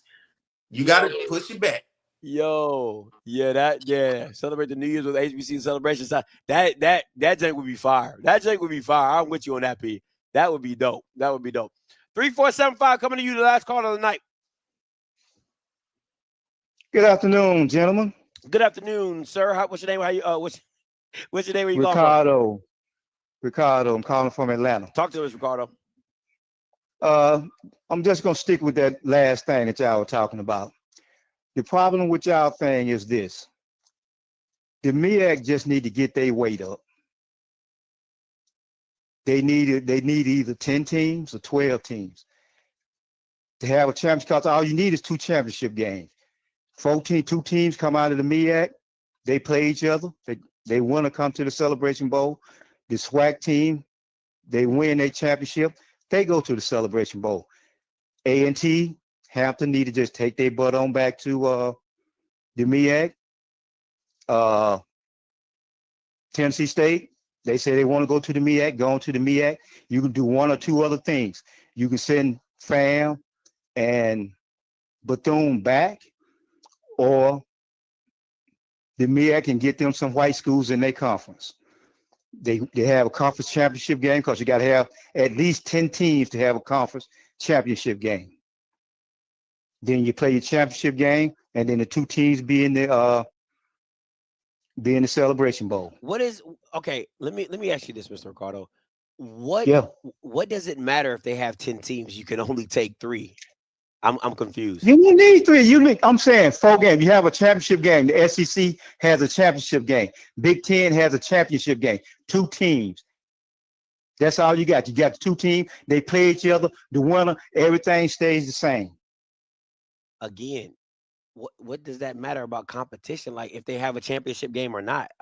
Because you wanted more games, sir. But listen to what I'm saying though. Even when the MEAC had all the teams, when they had the FAMUs, when they had the Bethunes, when they had the NCAS, they still did not have a MEAC championship game. So what is the difference? Because they didn't want one. So why does it matter? I'm saying you want to have a field just like that. That's what they have to decide. If they decide they can have a championship game, you got your 14. You play each other, and then you come to Atlanta. You trying to rig some shit? You got your 2 champs. Hey, we meeting them just like you're gonna have this weekend. You got the best 2 teams from the 2 conferences, and they playing each other head up. But what we saying, all the teams may not necessarily with that. All teams, you may have more teams come from the MEAC instead of the SWAC. You're gonna have a committee. No. How many teams went to the SEC? Sir, you're comparing a national. Whether they was in divisions. Sir, you're comparing a true national champion to an HBCU. No, I'm talking about a conference championship. We don't care because the MEAC don't care. So why do we care? But you want something. I'm telling you, this is the best way to get what you want. How is it the best way to get what I want when I want a playoff system? You ain't got enough teams. You only got 21 teams. Again, we only need 6. Who wants to see a 6-6 team in a playoff? Dog. Again. A 6-6 team? Well, when half the schedule is you know what? How about this? Give the SWAC half of the white schools that they got to play, and then you come talk to me. And you beat who you play. And you barely, Alabama. Where's play. Alabama now? Huh? Are they in the playoff? I'm not about to deal with that. How are we comparing the 2? How are we even comparing the 2? He's still on? No.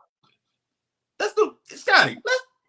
You got 10, 15 more minutes in you. Go ahead. No, I'm saying for callers, it's sparking something. I like it. Please. All right, I'm gonna unlock the call lines. You know, I like when we spark stuff. Somebody out there. Go ahead. I listen. You better listen. This is a free before 10. You better hurry up and get your calls in, because I'm telling you that right now. Like, I'm not about, because that's what black people like to do. We about to get off, and everybody want to call in at the last minute. We've been on for freaking 3 hours. Like, that stuff be pissing me off. Diallo from Ohio coming to you. What's up, D? So I can get out the way real fast. Do I have to talk about this playoff scenario? Because I came home from work and overslept and missed the show. I literally you straight. Whatever you want to talk about. Whatever you want to talk about. Okay, so can I ask y'all, who did y'all pick to win the Celebration Bowl? We both went with South Carolina State. Okay, cool. Perry, hey, I just wanted to first say your team fought hard in that first half, man. I know y'all proud of him. Salute to Terrence Grace. The more I see that guy in interviews and his team, I like him more and more, man. So y'all building something strong in the future, brother. I don't know if anybody talked about this or mentioned this.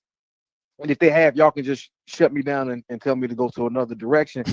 But I don't know who's gonna win the game. Honestly, I think both of these teams are pretty evenly matched up as far as both sides of the ball in pretty much all positions.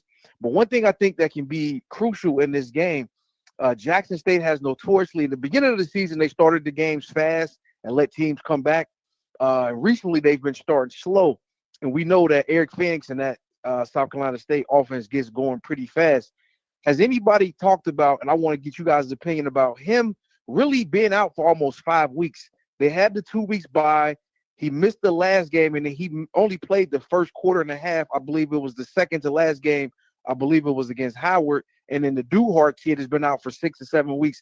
Do you think that amount of time off can cause him to be rusty and to, take some time in that game for him to get going?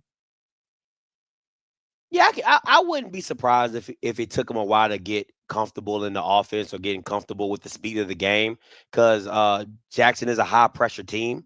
You know what I'm saying? That's something he hasn't really seen a lot of in the season, of a lot of blitzing, a lot of different schemes and looks. So it could probably take him a while to get comfortable, but a good coach is going to prepare you that during the week. So the scout team, they're going to send a lot of blitzes. They're going to send a lot of pressure. I'm going to try to simulate it as best as I can so you understand what is going to come your way and what you're going to see in the game. That is what. So honestly, for the last 2 weeks, they should have been blitzing him all practice. You know what I'm saying? Just for him to get comfortable. So is it going to take him time to get comfortable in the game? I do agree. But a good coach is simulating that all throughout practice, all week.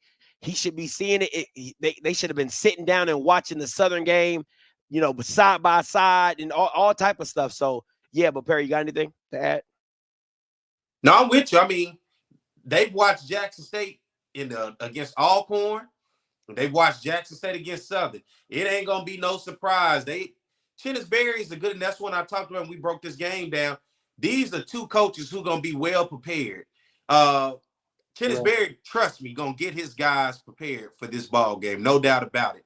The question for me is, you talking about those guys being cold. I'm thinking about the guys that's gonna be sore from Jackson that's gonna be in this game, dealing with injuries, nagging after a tough game, physical game against Southern. You got to factor that in too. Yeah, that's a fair point, Perry. But again, playing football, you used to playing on a week-to-week basis and being a little sore, but it just at no point in time do you have 4 to 5 weeks off. And all I'm saying is, I think it could take him some time with getting in those game reps and game speed, and not playing for a month and a half almost. And same with Duhart. I don't even know if he's going to play.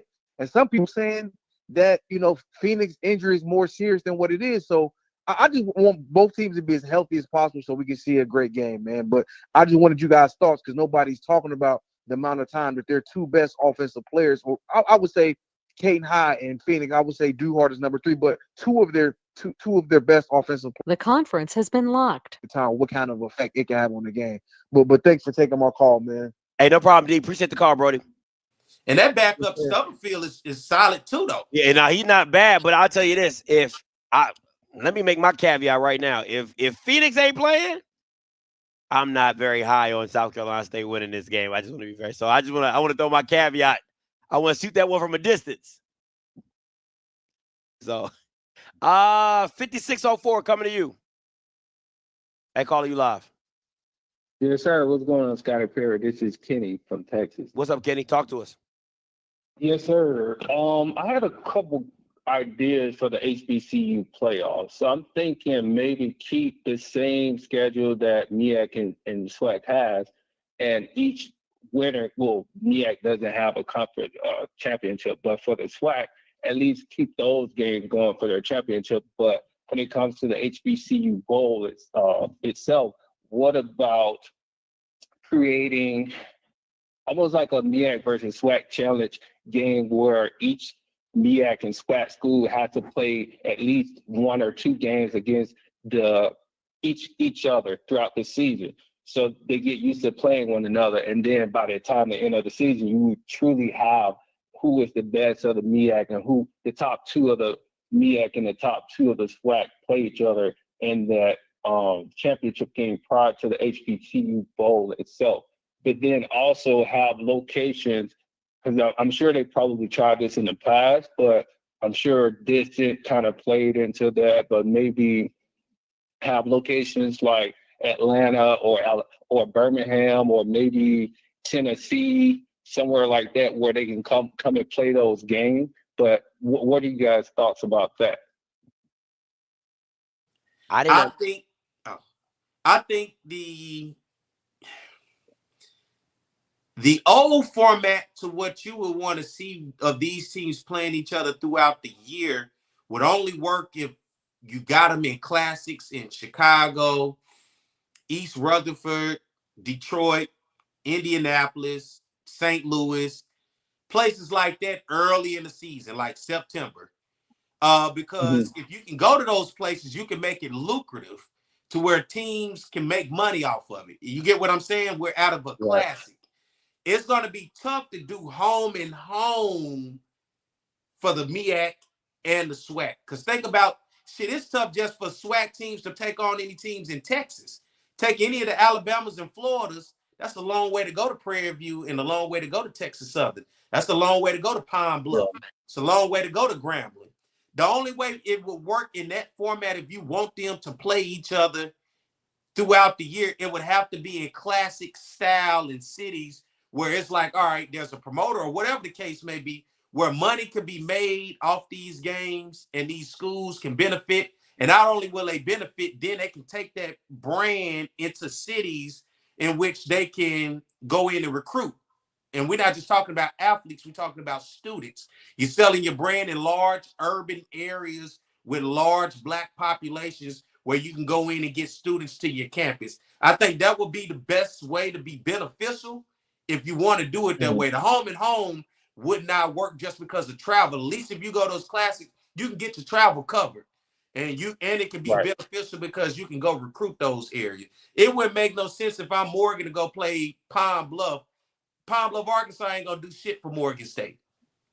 But Pine Bluff and Morgan can play in St. Louis, and both of them can go recruit the St. Louis area on Friday and maybe get some students to come to their school on top of a promoter or a classic that will pay and cover all the expenses. Ain't nobody about to watch that game, but go ahead. I'm just throwing that out there. Yeah, I'm just using an example. But with that example, does that give each conference experience to play one another? So when it comes down to the top four of the last two of each conference, you're getting the best of the best from each conference. I don't. If I'm just being honest, I don't care if you played each other during the season. To me, that doesn't. I want your best. Like I just want your best at the end of the season. I don't need for them to play in the beginning of the season to see them again in the. Like I'm cool with that. I'm cool because it's honestly it's like the FCS playoffs. I've never seen this team before. I only got so much film to watch to get prepared to see what they do well. That's what makes it good. But I think even with the HBCU, we're so familiar with the team because we see them. They're in our footprint that it is a little easier to scout. But I rather them not play each other. And then they meet up and have to deal and have to, they might have like, oh man, I didn't know Morgan State was going to be this physical. Or I didn't know Alabama State was going to be this physical, right? But if you experience that earlier in the season, you kind of like, all right, they did this to us. We're going to do this. I don't like that. That's just you take the lure away. You want the uncertainty of the matchup instead of, I think you wear me out if we play each other too much. It's like I've been there and did that already. I saw that already. I want the two teams who have not seen each other to play each other, what they've done and they come. I think that's what creates the more of the excitement and the lure of the matchup, in my opinion. If they don't play each other in a conference and then you just let them all work itself out in that de facto playoff. Right. Got it. Okay, cool. What about throwing in one FCS school then? Like if we're gonna move to this HBCU playoffs, each team that's want to go into the playoff system itself, they have to have an FCS opponent on their schedule, at least one FCS opponent on their schedule. So it comes off as, okay, we're looking to strengthen the schedule, but we're not talking about cupcake FCS or anything like that. But what are your thoughts? I think that goes back to what we said earlier about the committee. The committee, listen, I'm not going to dictate to you what you want to do with your schedule. That's your schedule. But understand. Come prepared. Just what you're saying. You make it to that playoff, come prepared. I'm not going to tell you need to bring a pencil to the test, but if you ain't got no pencil, it's got it. They already got a committee. They doing it with the bands. And they doing it with the ESPN band stuff. Yep. So a committee, they've already shown you they work in committees, and they got a format on how they choosing and ranking and how they selecting bands to go to Atlanta. So we can't act like, we can't do the committee. They've already done it. It's just in the band form currently with the ESPN Band of the Year. Right. True. Cool. But yeah, those were my thoughts. But thanks for taking the call. No, appreciate it.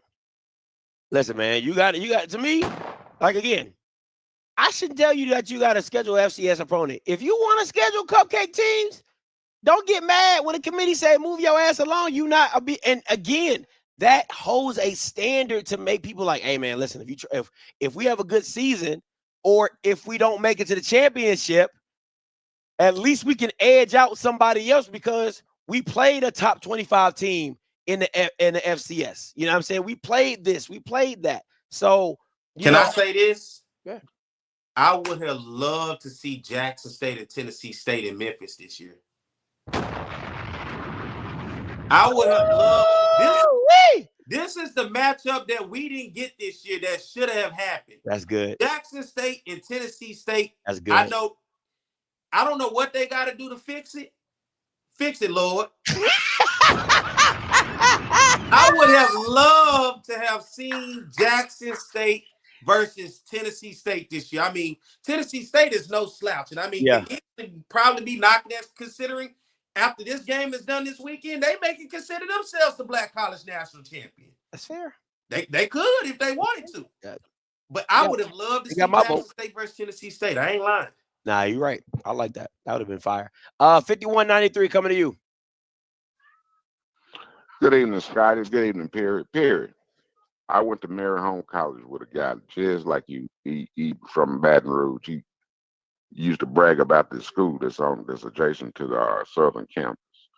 And he used to just talk about it. Y'all, well, yeah, he used to just get on my nerves, but he was pretty good. Southern Lab. Y'all pretty good people over there. But look here, let me get to this point. There's one or three things we could do. Let me ask you. You said I'm getting on your nerves. Huh? You said I get on. So you basically said I get on your nerves. You all right here at times, but you should have Mr. Campbell and Mr. Ford on your show where they could tell you about the history a little bit better. Now, what I think they should do is they should take those 6 teams that's in the MEAC, add Howard and Tennessee State, and just make a big super conference. You mean Hampton? And you had Hampton, yeah? Right? You mean Hampton. Sorry, Scotty. And make it a big super conference. You have the East against the West and play the East and the West in the Celebration Bowl. Now, the reason I don't think nobody was ducking, Scotty. I think it was a lot more stuff going on during that time when they come up with this. Hey, listen, I've been watching this stuff since I was like 13. I'm all ears. Please school me. All right. So but see, instead of playing instead of our schools playing, what I want to see is Hampton and Howard, North Carolina, A&T, and Central, and South Carolina, all in the same conference. All now you can take Valley and PV and let them go D2. I've been saying that for years. But those other prestigious colleges, I think they all need to be in one big conference. And the reason I say that eliminate a lot of money games also. You see, you have to get Campbell on to tell you how those games set up. Jackson State's a one. He was saying that in the chats. It's certain teams that brings that Circle City Classic out, those big bowl games out. And so, but when you add Hampton and Howard and you add those Carolina teams, you're gonna bring even more money. That's why I think they all should be in one conference and keep that money. Man, look, Jackson State, that's something else I want to say. Jackson gets like $2 million every time they play at home. They don't have to play a money game. But I'm gonna tell you what's stupid about them. Like I've been saying for the last 20 years, you have a reserve seat, 50-yard line, 50-yard line. You put those reserve, put some backs in those, and you could charge $50, $60 for those. They could charge, look, women lie, men lie. Numbers don't lie. You can charge $35 a seat and still make $2.8 million. Do the math. Do the math. You need to use that stadium to your advantage. But now that was all on the SWAC. The SWAC's supposed to have been promoting that game and all that. And the SWAC, a lot of people just do nigga shit. So, that's what I got to say about that. But Carolina hadn't seen no defense like what those Tigers are going to put on them. And that quarterback don't scare me. He don't scare me at all. I think he's going to get knocked out in the first half. It's gonna be a fucking blowout. Compared to, so your quarterback scared. So I'm just trying to compared to who quarterback? Like you said, the quarterback. Our third string quarterback better than all these first string quarterbacks around the HBCU. Stop. Go it, play with. Stop it, sir. Stop it, Mr. Willie. Go play with. Stop, Mr. Willie. Go play with. Yeah. You never explained the FCS. You never explained the FCS playoffs. You said you knew what you was talking about, but you ain't say nothing. The FCS playoff. Well. I really don't care nothing about the FCS playoffs. It's all about us. It's about our celebration. But that's not what you said. You said you was going to explain. You said you was going to explain why they left, but you never did that. Wait a minute, about what now? I'm sorry. You said you was going to explain to me why they left the FCS playoffs. Oh, I don't. I mean, I'm not sure. I said you need to get Campbell and Ford on there. They'll tell you more about that. They know more of the history about that.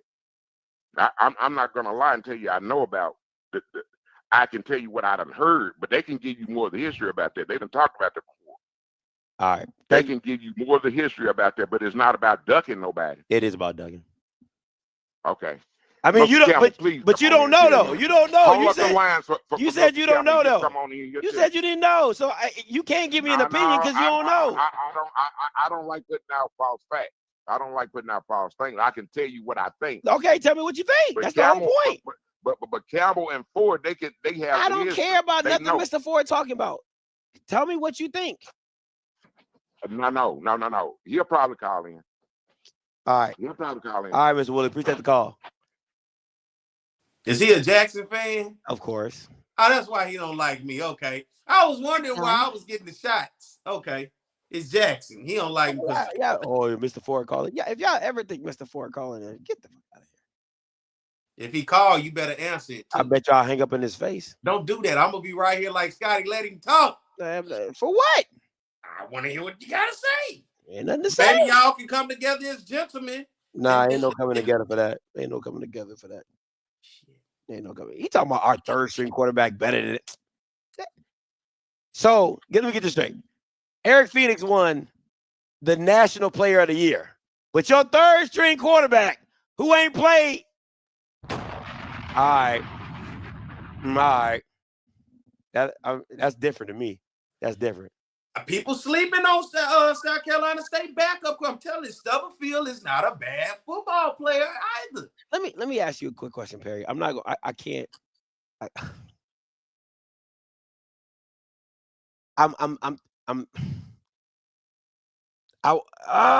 Lord Jesus. Okay. I feel like low key. How do I say it? There's a show. I was doing a show with FIU tomorrow at 6. There's another platform that's doing the show at 9 a.m. with them. I posted mine first. They came and I just feel like this. Am I tripping? Am I tripping? We all in the HBCU space. I can't say the name because I want to know. I can't say the name because I was You can say the name, it ain't gonna hurt. Fuck it. All right, so the Bowling Strike Zone, right? So who is that?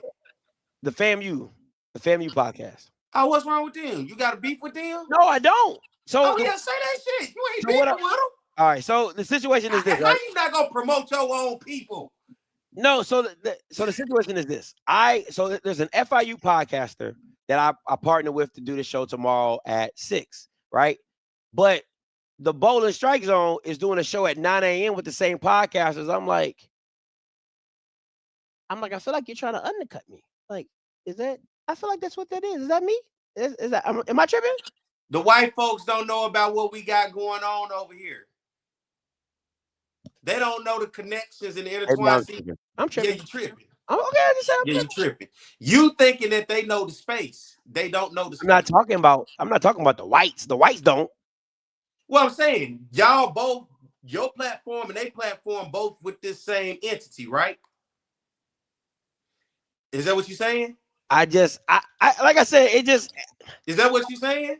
Both y'all platforms doing an interview or doing a show with this other entity from FIU. Yeah, but it's just like, it's okay. To me, this is just me, right? This is me. If the ONG, okay, perfect example, right? Vaughn is doing an interview with Willie Simmons on Fox News. I have a problem with Fox News, but I'm cool with Vaughn. So I made sure that I did my show away from Vaughn's interview because I just like, hey, like, you know what I'm saying? So to me, this is me. This is how I move. I can't expect anybody else to move like this. This is me. Just me. I'm just, like I said, that's what I'm asking. Am I tripping? Right? So the Bowling Strike Zone, I promote my show first. They do their show at 9 a.m. And I'm like, it just to me, it feels like an undercut. That's it. Like, are they gonna do my view? No, but it just when I saw it, it made me feel some type of way. So I was just like, "Am I tripping?" I just asked him, "Am I tripping?" Yeah, you tripping. Okay, listen. I'm tripping. Okay, I'm just saying. That's all.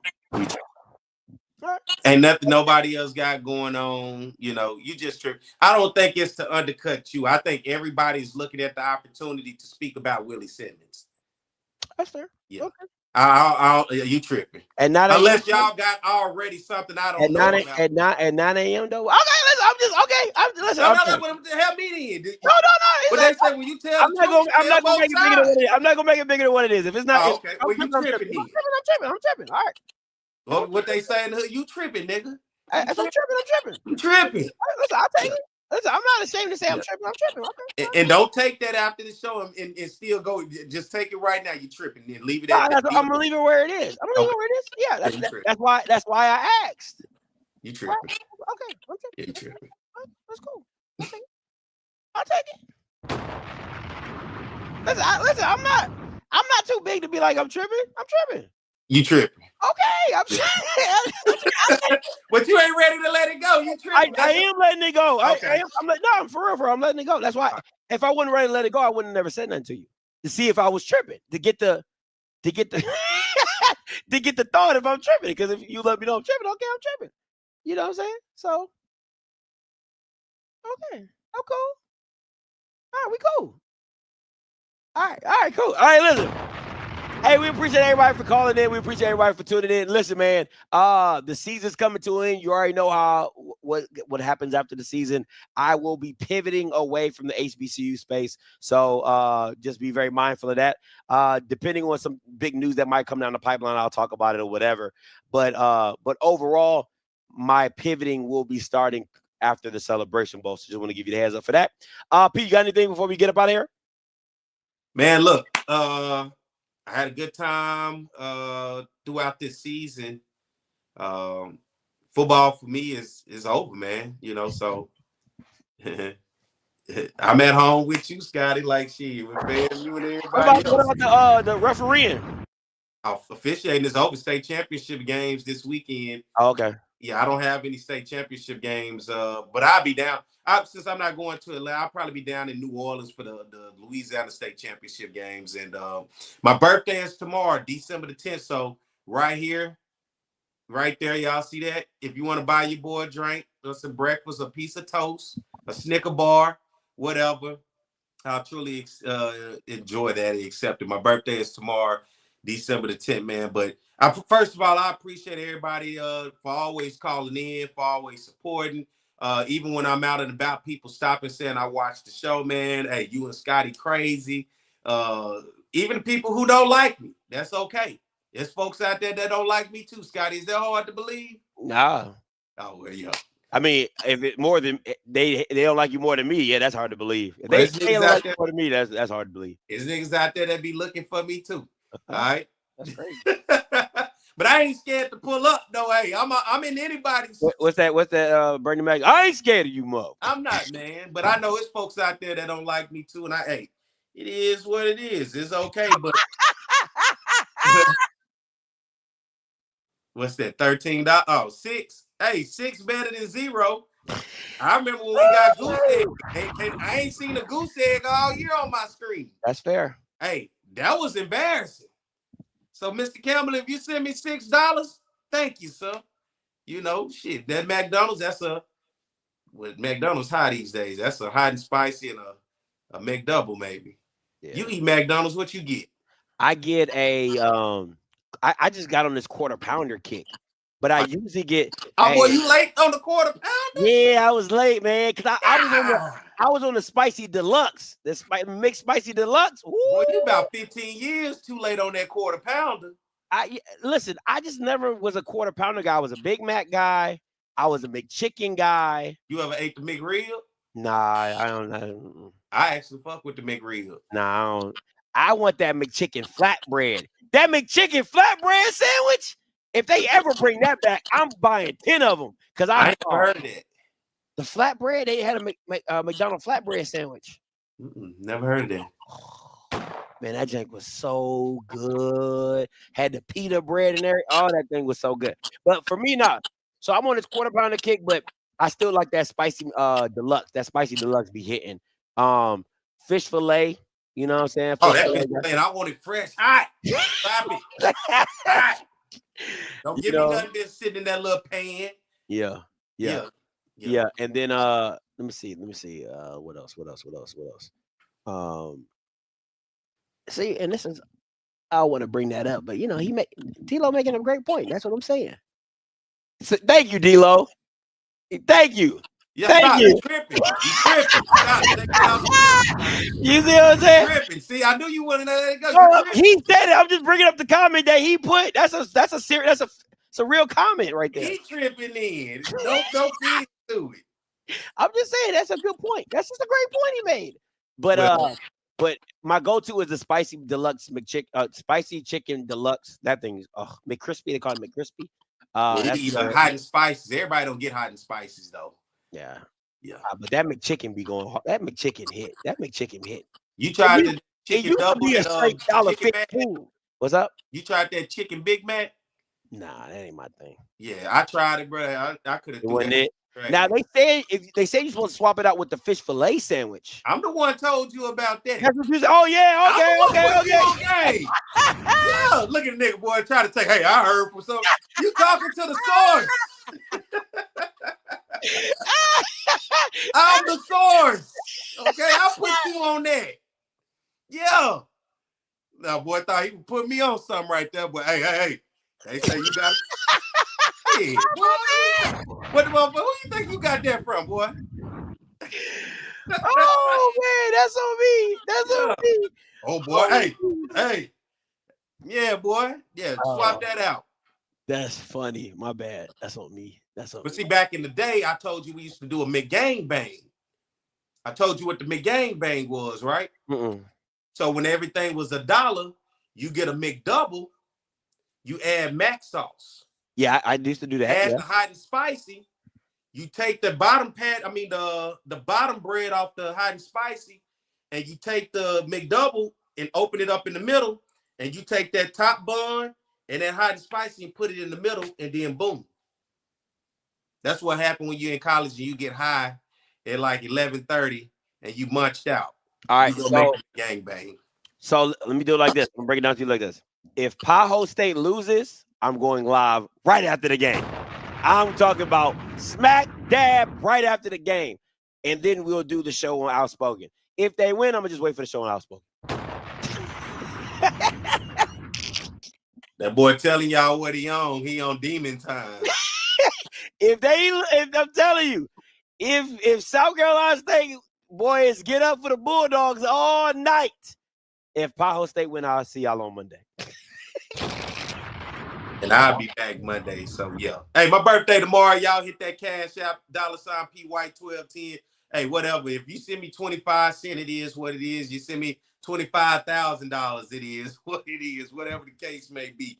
But hey, once again, man, appreciate everybody that watches, tune in. I love all of y'all, man. Whether you hate me, like me, dislike me, whatever the case, I always enjoy seeing people and getting a chance to talk to everybody when I get a chance to see them out there, man. And Scotty, people be walking up like they know me, and I be like, bro, you just talking to me. I don't even know who you are. They don't say that. Yeah. I get that a lot too. And that's when I be having to be like, man, I'm Perry. Well, I know who you are. You know, I watch the show, but I appreciate y'all, man. I love y'all for real, though, man. Everybody who watched this show, whether you like us or dislike us, man, I love you and thank you, man. And Scott, appreciate you, man. Been a good ride, I guess, for this. I'm going to talk this nigga to come back, y'all. Don't worry about it. I'm going to work on it. Hey, I'm going to work on it. It's about to be a Conference USA channel, boy. What hey, I'm going to work on them, y'all. Don't worry about it. We're going to keep that hey going, all right? Don't worry about it. I'm going to work on it. But appreciate y'all, man. Y'all can find me every Saturday, the Jaguar Journal on 107.3 FM in Baton Rouge, or just go to the Jaguar Journal YouTube channel or follow my On the Yard network, my stuff across all social media and YouTube, man, and right here on Mondays with my man Scotty. So appreciate y'all. Everybody be safe if you're going to the Celebration Bowl. Jackson fans and South Carolina State fans. All right, man. Appreciate you guys as always. Appreciate P. Listen, until next time, you know what I'm going to do. I'm a holler. God bless.